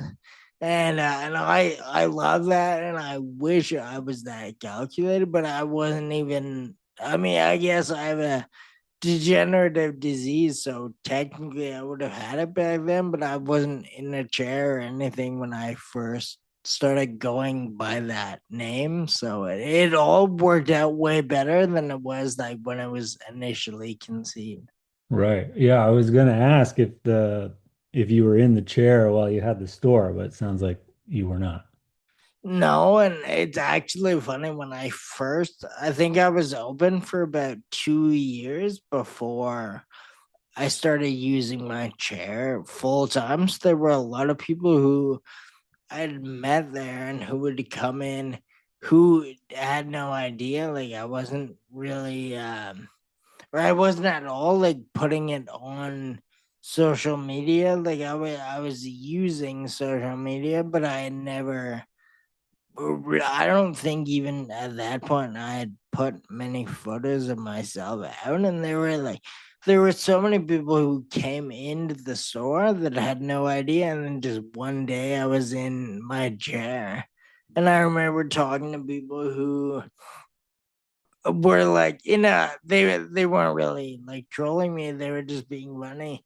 They were like, we kind of thought you were just like a bit of a jerk, like a bit of a skate shop employee, and you didn't want to get sizes for anyone or like No. help anyone, because I would sit at my desk all day, and then people would come in and I would talk with them, and I had the store laid out kind of in a way that if someone like needed a size, they could just go grab it out of the bag, and it ended up, I think, being kind of a tactic in a way. It made everyone feel like they were a part of it when they came in, but it was never meant to be that way. It was just me opening a store and having no idea what I was doing. So yeah, for about I think 2 3 years maybe, I wasn't in my chair, and then one day like there would have been someone who probably came in 1 week and then came back the next week, and I was in my chair, and that's when I was like, oh, I should probably make a post about this. Like, I should probably let people know that this happens. And then I made a post uh, just saying, like I've had this for a while, but now I've finally started using a chair, and here's why, and blah blah blah. And it was so funny to see people have no idea and then learn like too much within like a week. Yeah, right. Um, and if you don't mind me asking, what the condition you have, what's it called? It's called Friedrich's ataxia. It's so like I've won the lottery in the worst way possible, but it's so rare. I think it's like 1 in 50,000. I've met a couple people with it, but like for years, like when I was first getting diagnosed, actually, my doctors didn't know what it was. It took like actually a long time of me going to the neurologist, and once I started having obvious symptoms, they were still like, we have no idea what this is. Like we like obviously you're having these symptoms, but we like can't figure out why. And it took a while. And then I was the first one these doctors had met with it, and they kind of became specialists through me. Like they learned about it as I learned about it. I mean, they learned much more as doctors, but as I was kind of learning how to have it, they were learning how to treat it and like deal with it. And then, and when you say you won the lottery, what does that mean? Well, I just mean one in 50,000 is great. If that was like Oh, a I see, I draw see, I see. for I see. money or anything Right, better. right, right. Um, yeah, but my dad, he has something called multifocal motor neuropathy. Um, and it was like it's nicknamed Perry's disease. And when he was originally diagnosed, he was diagnosed with ALS. Um, and it was, I mean, it's different but similar where, lived his life. I think it was like 6 months or a year where we thought he had ALS, and then they through testing found this thing, which acts exactly like ALS, but it's treatable and non-fatal, so he gets blood transfusions. But similar in the sense where he was like noticing things and they were just like, we don't know what's going on. Like he was just like, and he didn't tell any of us about it. But um also like the it's nicknamed Perry's disease because the Dr. Perry who kind of discovered it, like is from Minnesota and still practices. So like he was able to see my dad. So very also like a very rare thing. Like not a lot of people have it, but um, different but sort of similar. That's incredible. I mean, not that he has that, but that's interesting story. They too when they couldn't diagnose mine for a while, they thought it might have been MS because that was the closest one Sure. for me. So I get maybe it's more common than I even thought. Like when they can't figure something out, they might have to like kind of go with what they know about before they like figure it all out. Yeah, and I think it's important to keep going, right? Yeah, no, for sure, of course. It's like the, I mean, I try. Lately, it's a bit harder to act like I don't have it at all. But when I was younger, I just like my goal was to not think about it, and I was diagnosed I think when I was like 18, and then I was fine, and then I had a cane for a bit, and then I was kind of less mobile by choice, and then actually what happened to I mean, not to take up all your episode but to talk about this, my girlfriend and I wanted to go watch the fireworks on Canada Day, Mhm. and she rented me a wheelchair just because it would be easy to get through the crowd and whatever. Sure. So we did that, and it was the most eye-opening. I was like, oh, I can be mobile. Like I can go out, I can take photos, I can do everything.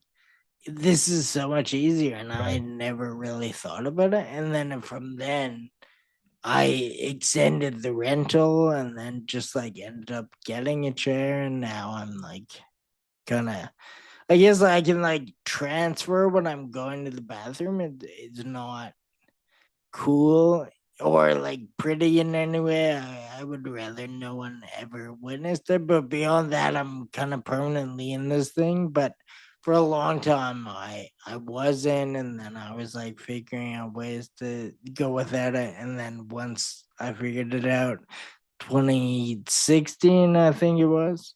Yeah. Then it's been this way. Yeah. Wow. Wow. Um, yeah, that's a cool, like, interesting realization. I could see why someone would be resistant or hesitant, but then having it like open your eyes or open your world back up a little bit is a pretty amazing thing.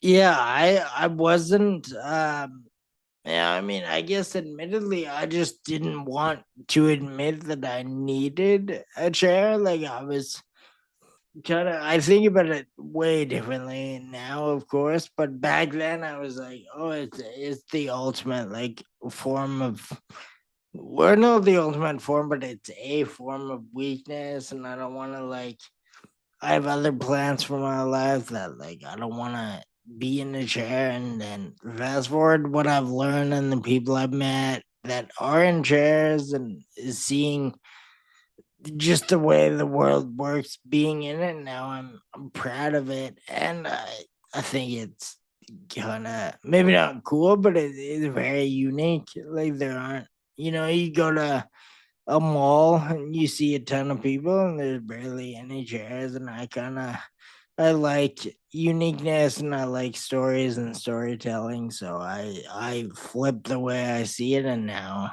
Yeah. I kind of enjoy it. It doesn't bother me at all. Yeah, totally. Well, it's the right outlook. Yeah, I'm very lucky. The outlook.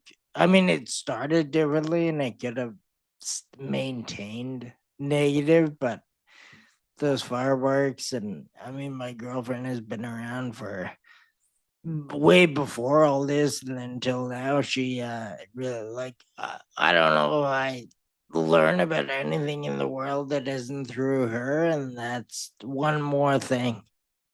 Yeah. Yeah. I know you said you might have some questions. Do you have any more? I enjoy answering these. I appreciate you asking. Not enough people ask. Yeah, no, like I said before, like I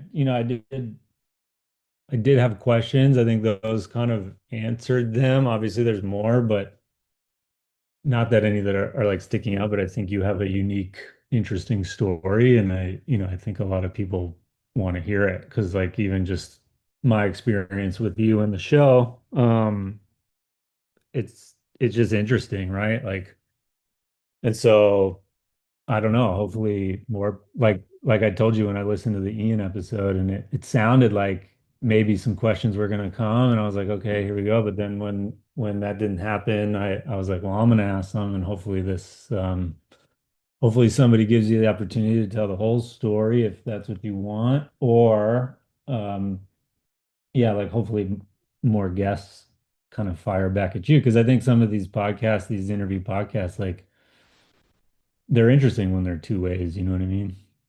Yeah. No, I absolutely agree. Maybe that not that. Yeah, I'm not set on making this one that much of a two-way. Like I don't want to make it all about me, but I love listening to an interview where the guest is kind of asking stuff too, because or else I feel like you don't know anything about a person that.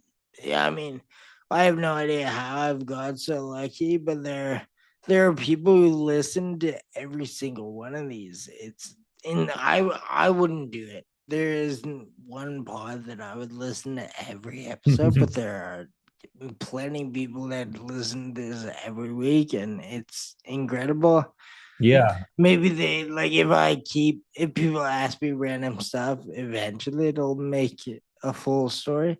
And I think with Ian actually we plan on doing maybe a round two where he would ask stuff, or it might have actually been when he was doing interviews for the other pod that maybe he was gonna conduct the one of me telling the story, but I don't know. You know what? I actually haven't really checked in a bit. Maybe this is a good catalyst to do that. Yeah, I agree. I think it could be cool. You could have him on this show, but as you know, flip the roles a little bit. And he's he's a good interviewer. It's something I don't have much experience in, so he's probably a better candidate to get the full story. But I'm glad that you answered those questions because I think it's nice to put some context to you and how the show came about for sure. Yeah, absolutely. Thank you for asking. I mean, I guess maybe it's a bit defeatist to say like no one cares. So maybe people care, but they don't ask. I think they care. And then people like send me messages or they'll like hop into like the Discord or the Substack chat and they want to ask a bit, but then even then I feel like they like don't want to be too intrusive or like they ask one thing and then move on. Like I honestly like wish people ask more. It's I mean it's not uncomfortable, but even if it was, I think it's good to put yourself kind of in uncomfortable situations a lot. So Totally. or not a lot, often, Yeah. sometimes. Yeah, I agree. I agree. This is totally out of order, but I had one last question that I wanted to ask that might, it will make no sense after that. But I want to know about fishing. Yes. Um, yeah, man, it could be like a whole nother thing, but you just want to know like my relationship with it, I guess. Well, the funny thing is when I was talking to Matt about this, and then I was like, yeah, I don't know exactly what I'm gonna ask, but I mean that sounds weird. Obviously, I know like what, like I'm comfortable going into this talk with you. I just didn't have all of my questions written down, and I asked Matt like what he knows about your involvement with Nation. Mm, And then he was like, "Oh, it's not his company." right. So I was like, "Well, okay, scrap that. That's immediate fail. I'm glad I didn't ask." But then I was like, I'll ask just about fishing in general because I am interested in that. It's not really something I've done really in my adult time. But actually, speaking of Zach from Vancouver, his girlfriend is actually my oldest and best friend, like since high school Oh, here, cool. but she lives there now. And that's how I know them. Him and I have talked about me doing, because like obviously you can do anything in a wheelchair. It's a bit harder and there's more obstacles, but you could fish and you could fly fish. So I've entertained the thought of it. I'm really into it. My brother, one of my brothers, it's like a pretty avid fisherman. I talked to the guy from Fish Show on here before. I'm really into anything I don't personally do. I just want to know about every subculture that other people love, and fishing is really interesting to me. Just the aesthetics of it all and like the patience. Another thing I don't really possess. So I guess just blanket question. What, like, when did you start fishing? Yeah, so as a kid, like growing up in Minnesota, there's a lot of lakes. Friends would have cabins, a dock, you'd fish off the dock, whatever. So I did it like a never fly fishing, but I would fish a little bit as a kid. We would, and then as a teenager, we would go camping up in the Boundary Waters up by Canada and Minnesota. We would fish there, still not fly fishing. And then I think in 2018, me and my wife, we bought a house in the Catskill Mountains, which is like our place was like 2.5 hours north of Manhattan. And she got me for a gift, for a birthday gift, she got me it's called Tenkara. Um, it's like a collapsible fly rod without a reel. And I think I asked for it because it looked like it would be easy to carry on one of those camping trips because it collapses really small. I didn't know anything about fly fishing. I had like no clue. Um, and so like we bought this hat, like she got me that thing. I kind of forgot about it. We bought this house that had a little pond on it, like a little like nothing pond. I even like tried to like put a worm on a hook and see if there was any fish in there, and I didn't catch anything. So I was like, there's just nothing in it. And then I don't know, one day I found that 10 car rod and I was like, oh, let me just like set this thing up and see how it works. Like I didn't even know how it worked. And I brought it out to that pond um, and I caught a fish. I caught like a little sunfish. And it kind of sparked this thing. I was like, oh, this is interesting. And, up there, there's a lot of rivers and I have a brother-in-law who fly fish. So I feel like I asked him a few questions and I don't know, like I got sober uh I guess in 20, I don't know, 13. And I had just kind of always been looking for something to pique my interest. Like when I stopped drinking, I just loved drinking and I loved partying that. But when it was over, I didn't really have anything. I didn't really know aside from work. And then eventually, when my son, but that was like years later when my son was born. Like I just like didn't, yeah, I just like didn't have anything. And then I caught that fish and just like this little spark went off. And I was like, oh, I'm gonna like get the gear. So like I like went to Patagonia and I like bought all this stuff. And I was like, I'm gonna buy like the nice stuff. So I stick with it. I was like, I'm gonna spend, I mean, I just like gear.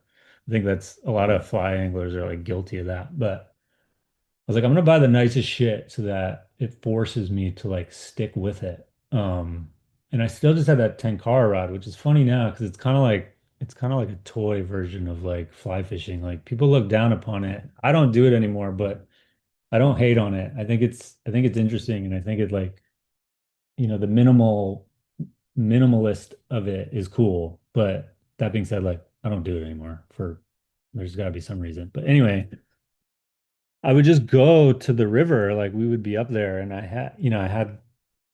had my son, he was I don't know, he was like a year and a half and I would go to this river and I literally knew nothing. I would watch YouTube, I'd read books, but I had no idea how to catch I couldn't catch a fucking fish. And I would come home and every day I'd just be like, I didn't catch anything. And my wife was probably like, what the hell is this guy doing? Like he's just gone all day. He's like not catching any fish. Like this is stupid. But I was just obsessed. And I was like, I'm not gonna like let this shit like break me. I'm gonna like figure this out. And then I went another time and I wasn't catching anything. And I was like, fuck this. And I was like going to leave and I was walking out of the river and my fly was dangling on the water and I caught a brown trout on accident. Um, and then it was on. I was like, it just, even though I didn't try to do it, it just lit a fucking fire. And then I was like, once I started having success with that 10 car rod, I was like, all right, now that I know I can catch fish on this, I'm gonna get a rod with a reel. And I was like starting over. I had no idea how to use it. And growing up in like, is I think we can all relate to like skating or like early days of living in New York. It's like you want to be cool, you want to like fit in, I don't know, you want to like do all the shit. But with fishing, I was like, I don't give a fuck if I come off as corny. Like, if I find out about someone who fly fishes, I am going to ask them every question. I am just going to reach out. I'm going to like DM them. I'm going to message them, whatever. So, like, Zach was one of those people. Like, I had met him before because of mutual friends at Supreme. And then there's this dude, Miles, who is like another old Supreme guy living in Montana, who actually lives here now in Portland, like around the corner from me during the winter. Another friend, Colin, who maybe you've seen his brand Forest. And then Steven is another person who owns Nation. And I would just like message these people and be like, help me. Dan Santoro, who tattoo artist who owns Housefly in Holly, Pennsylvania. Like, Oh yeah, of course. so like Dan, and what's great about fishing is like, like all these, Dan's like fucking tattoo guy. Like they're all the nicest people, but they might be a little in their other professions, like not gatekeeping, but maybe that's the right term. But like fishing, they were like open arms, like go do this, try this, come on. I went and got tattooed by Dan. I basically got tattooed. I mean, I'm a fan of his work, of course, but I was like, I want to go get tattooed by this guy so I can talk to him about fishing because I like need these tidbits. So I ended up becoming friends with these guys. Zach's another one. Like me and Zach, like we don't, we've maybe like seen each other in person like twice over the years, but that guy's like been so helpful to me. Me and Dan have become friends. Now Miles being close by, like we went out the other day. I caught my first steelhead. He really helped me with that. Like Colin in New York, we were like learning how to fish striped bass. Like I just got obsessed with it. I think like COVID, we were living up at that house and had time on my hands, and like I kind of realized how nice it was to be back in nature. There was elements like when life kind of came back to normal and we went back down to the city, I was like really missing fishing. So that's when like me and Colin started like trying to figure out fishing for striped bass, which you can do by the airport and like Rockaway Beach. We go out at night. Like it kind of just like ignited something in me that I was missing.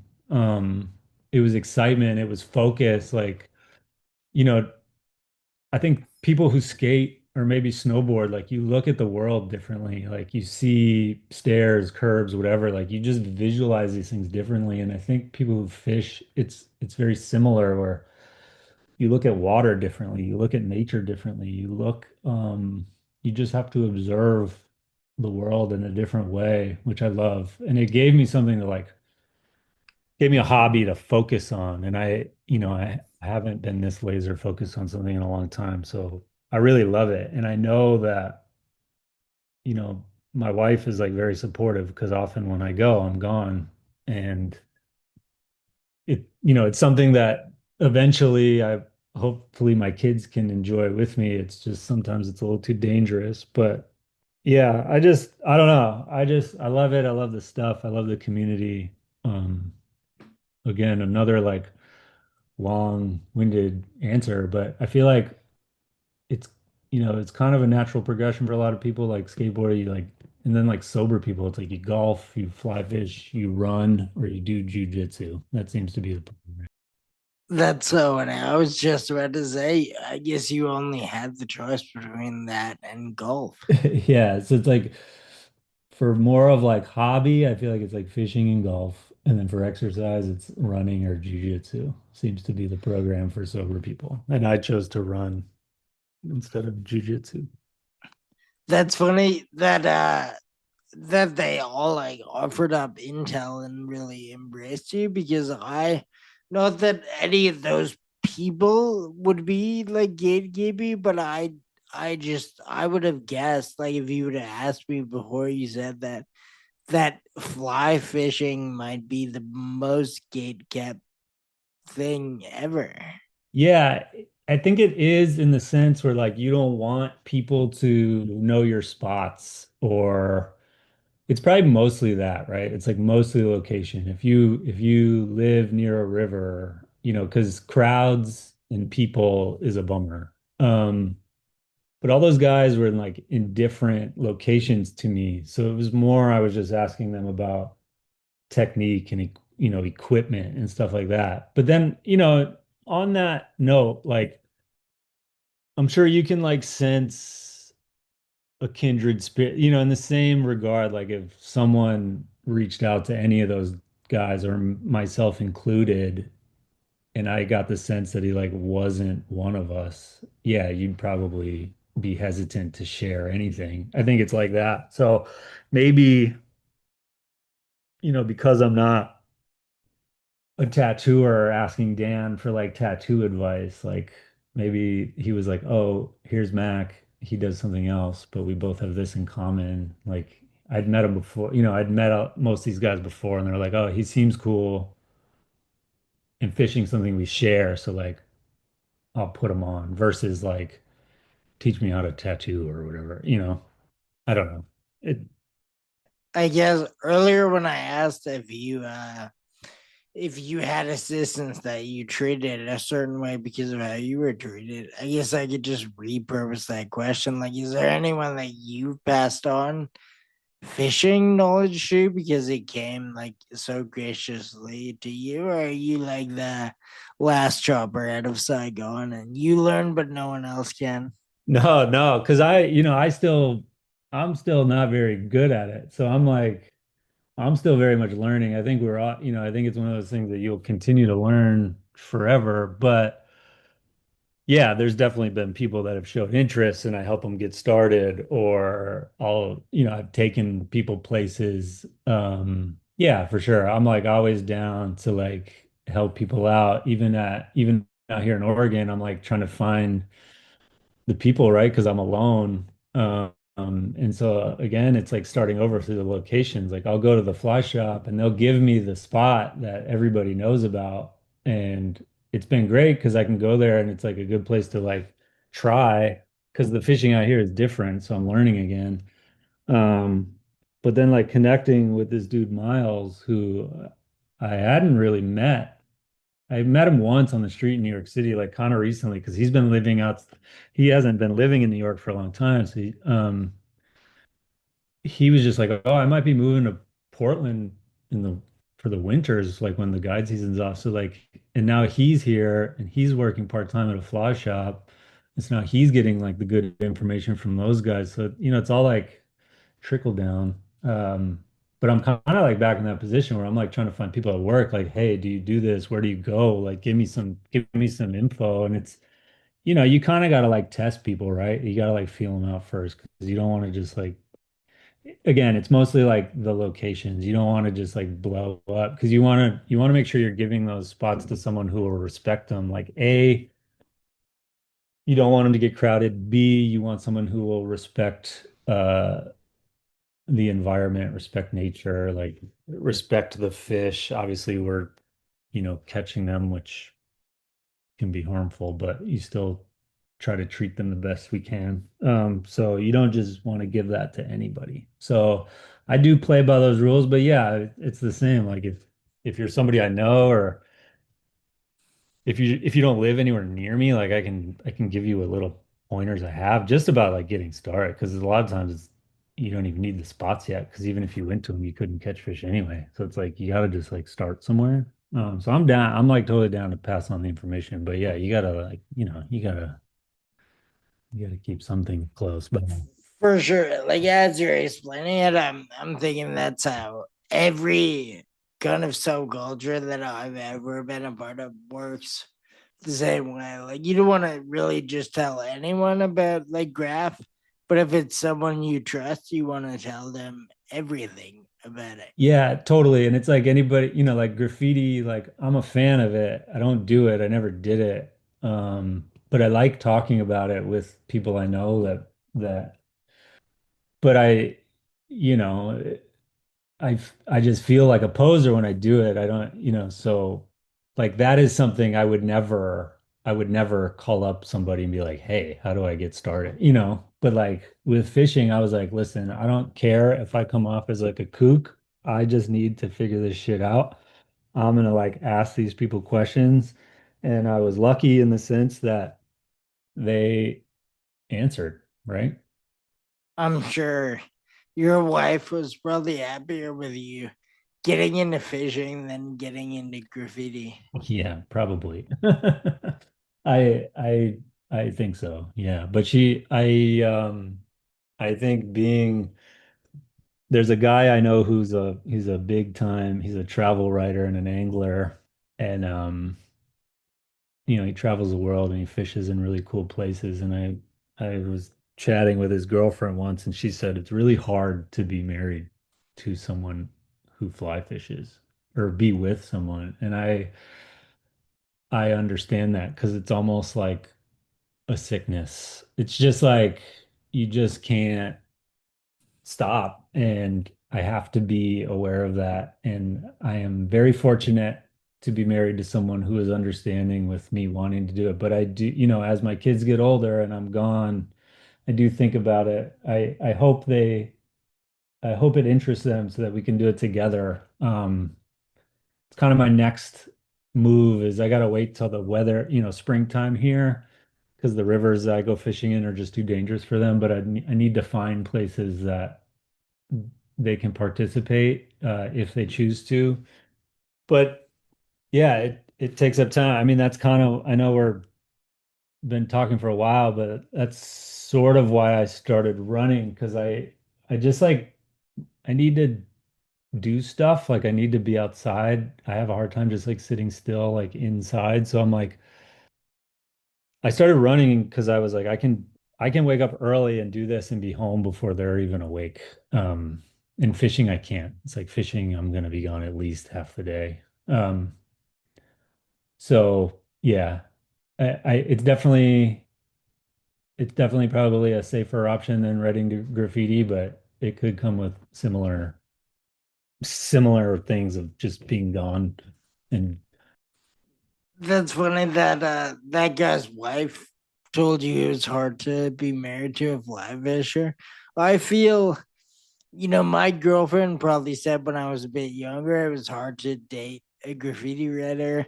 And I now say it's great and I'm fully supportive, but it is hard to date a marathon runner as well. for Like, sure. I think anyone with a passion to anything that is really great and they're excelling at what they do is going to be hard for anyone to like be with. Even like it is, I'm not saying it's a point of contention for a relationship. I'm just like kind of anecdotally, it's hard. It's annoying sometimes. There are alarms going off when I don't need to get up, but she does. Right, right, I'm right. sure you have an alarm for fishing, Right. maybe that she doesn't need. Yeah, well, now that we don't live in a small apartment and we have some space out here, like if I'm going fishing, I'll sleep in the guest room. She's like, "Don't fucking sleep in here," for that exact reason. For like four.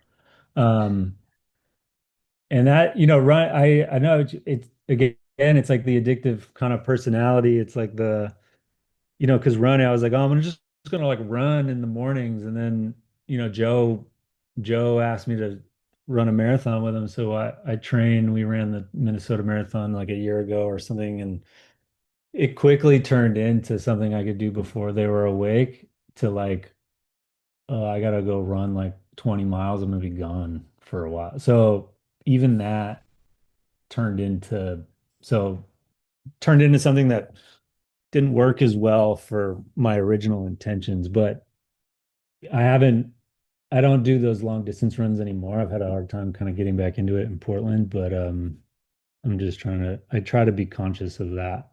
Uh, So no, you won't be doing the New York Marathon next year. I would love to do it at some point, but I don't know when. Hopefully sooner than later. It's definitely something I want to do again. I think like running that marathon was like really fun actually, but it does take a lot of time. And living out here, it's I really miss running in the city. Obviously it's beautiful here, but it's so fucking hilly that it's really hard. And then it's so dark, like the sun doesn't come up. So it's been really tough. Whereas in New York, it's like there's always the ambient light from the city. So you could leave the house at 5 and you can kind of go anywhere. But here it's like it's fucking dark. Um, so I've just had a hard time getting back in that rhythm. But New York is definitely something I would want to do for sure. Marathons aren't something I'm trying to do like once a year, but New York is on the list. Absolutely. Yeah, I think uh you know what, I feel like a terrible boyfriend. I don't know if Sarah has a babe yet or if we're just going to be a part of it, but I know we'll be out there Oh, next cool. year for the marathon. Oh yeah. Yeah, I definitely hope to be there, like hopefully with work or whatever. Like I think the New York Marathon, it's always like such a fun day in the city, but I think as the running culture has kind of exploded, there's other stuff that happens that surrounds it, and a lot of people show up for it. So it's like definitely one of the things we really miss. We lived kind of right by the halfway point, and we for years we watched it every time. So it's definitely I went to watch the Portland Marathon, and it is not even close to the same level of excitement. Yeah, no, Sarah ran the New York last year, like 14 months ago or whatever. Hmm. And then we came home and she ran the 1 year, and I was like, it was the most depressing. I guess that's rude. It was great that her and other people did it. And I think we had like a kind of a record turnout. There was maybe 6,000 people running the Edmonton, but it's like, there it was probably what New York gets like 50,000. Yeah, 50,000. It's like between 40 and 50, I think. Yeah, it's great. I mean, even the one here, which same, it's like, it's still an incredible feat. The one here is maybe even like harder to run just because of elevation. I'm not sure, but like where I went to go watch a coworker, which was at like mile 5, which is kind of down the way from where I live, and like they still had the road open. Like cars were on the road. Um, and the runners were basically in like this bike lane, and I was just like it was so surprising to me because Portland's not that busy of a place. I'm like, surely you could stop traffic for half a day Yeah. in this section and be okay. But yeah, it was. it would be cool to, you know, go see like London, Tokyo, Berlin, kind of check the vibe of those places. But New York it's just such a fun day. Yeah, we were in Berlin this year. A couple months ago, she ran, and then I guess 3 years ago she ran London, and New York was by far the best. They were all incredible experiences, but New York is like just next level. Yeah. Like so many, like in Berlin and London, people were into it and around the marathon, lots of people. But then if you go into the city, it's like it's not even happening. But in New York, it was unescapable. Like everywhere we went for like there were kind of corny, I guess, but there were people like wearing their medals 3 days later, and you could like see them getting stopped on the street. Like it's crazy. Like the energy and the entire city being into it was. I think that's why like we're going this year, whether she runs or not. We just want to be there. Yeah, totally. Yeah, it's fun. And then like, now with all those guys, right? Minor Planet, Home Run, Dominguez, like there's just so much other stuff going on. It's just like a fun couple days. Yeah, when we were there and we went to the mental athletic party at Home Run, like kind of right around when Home Run opened, and it was even then like they were just like starting to get into all that, and it wasn't like a huge Hmm. thing. And then I look at it now, and it's like insane, like what has happened with Home Run, even in like 2 years or less. Yeah. Yeah, I was there. We probably. No, I'll admit it's one of my biggest regrets ever. We were supposed to go like early, and I don't know him that well, but I talked to Bradley Carbone a bit. So we Yep. were gonna go like say hi to him at the party. And then we actually got like trapped in the underground because like some elevators don't work at some stations, or maybe it's some don't have elevators. So we were like underground, but then we had to keep taking the train to different stations until we got to one that we could go up on the elevator, and then we had to walk. So we ended up getting there like kind of as it was ending. Like Bradley was gone. I mean Colin probably doesn't know. We talked to him for a second. We saw some other people, and then we just kind of left and went to Sweet Green, just because I know people there hate sweet green, but we don't have it in Canada, so we thought it was cool. Yeah. Yeah, totally. Yeah, not every station has elevators, but I think they're slowly adding them to, I don't know, all of them or definitely more of them, but yeah, the one right there doesn't have one.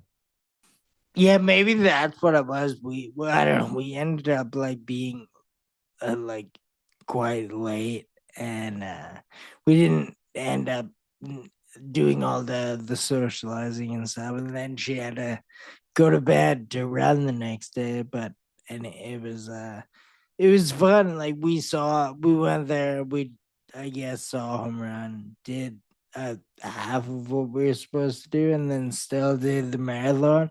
We kind of got like a taste for what it should be. So now we really want to go back and like do it properly next time.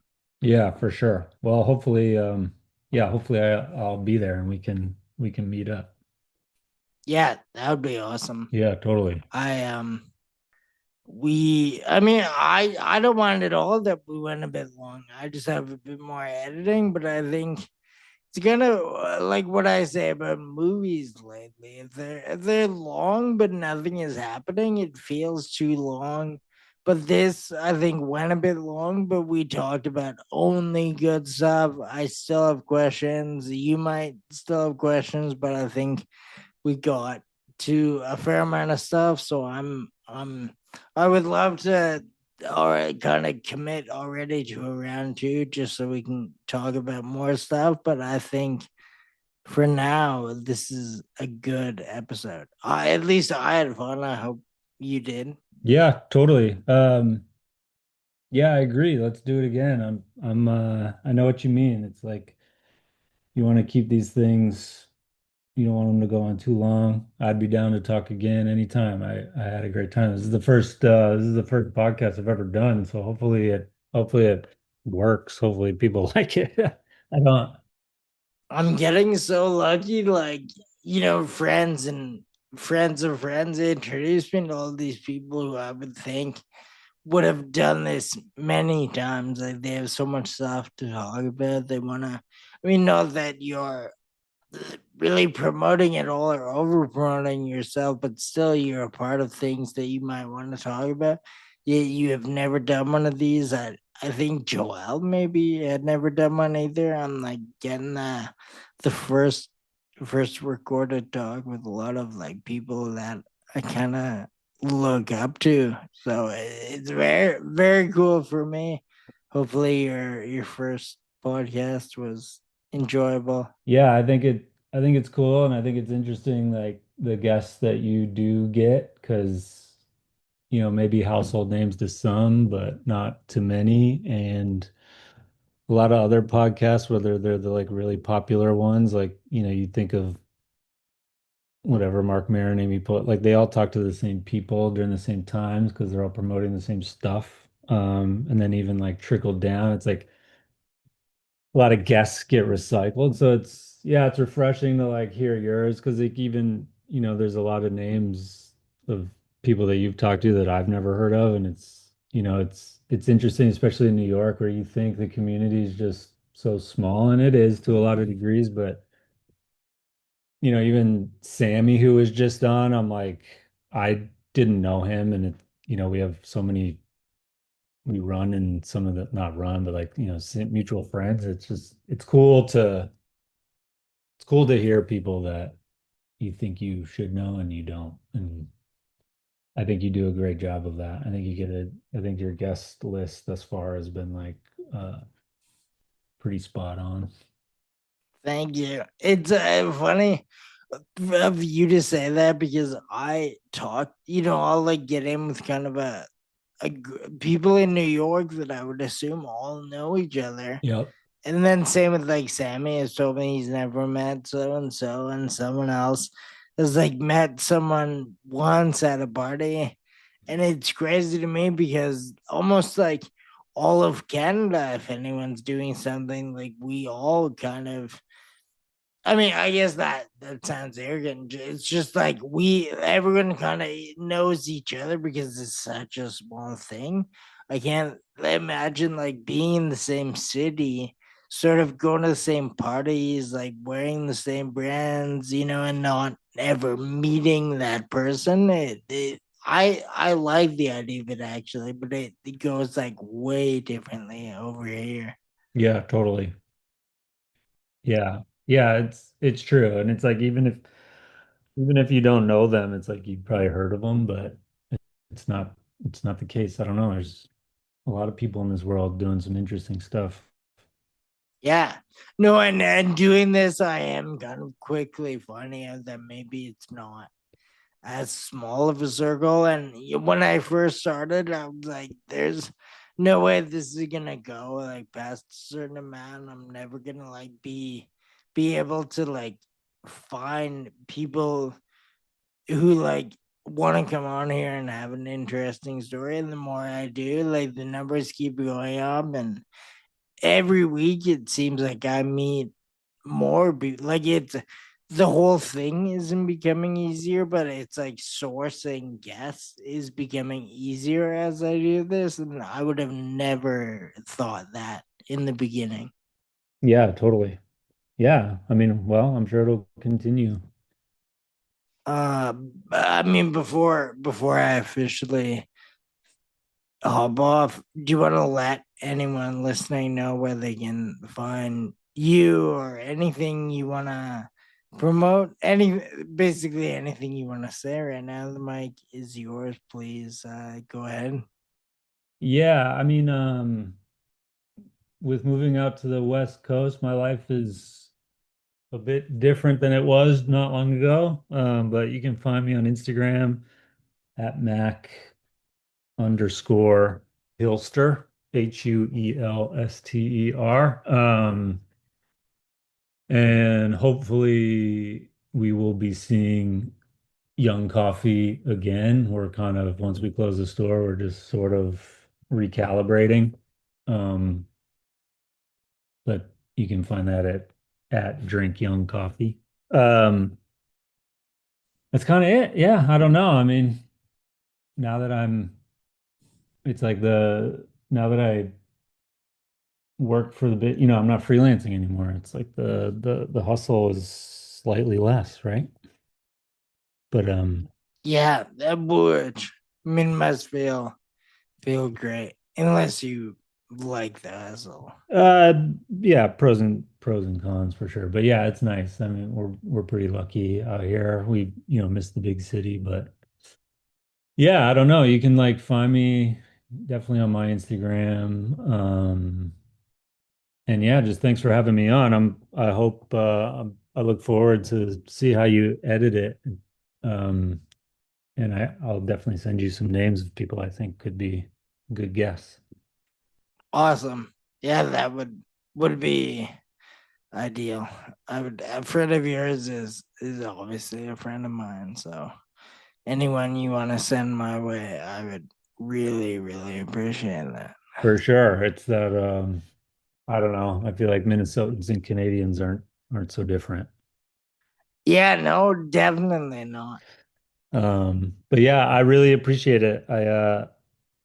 I'm honored that you asked, so thank you. And thanks to those people that suggested it. Oh yeah, finally I can people do check in every now and then and say like, "Oh, are you ever gonna do that episode that we recommended?" And now I can officially tell anyone it's done. For sure. Cool, man. All right. Well, thank you very much. Enjoy the rest of the day and the week and the month, whatever you have to enjoy. Enjoy it and keep in touch. Please, obviously, do that and talk soon. Absolutely. Sounds good. Cool. Thanks, man. Thank you. Yep. Peace. Later.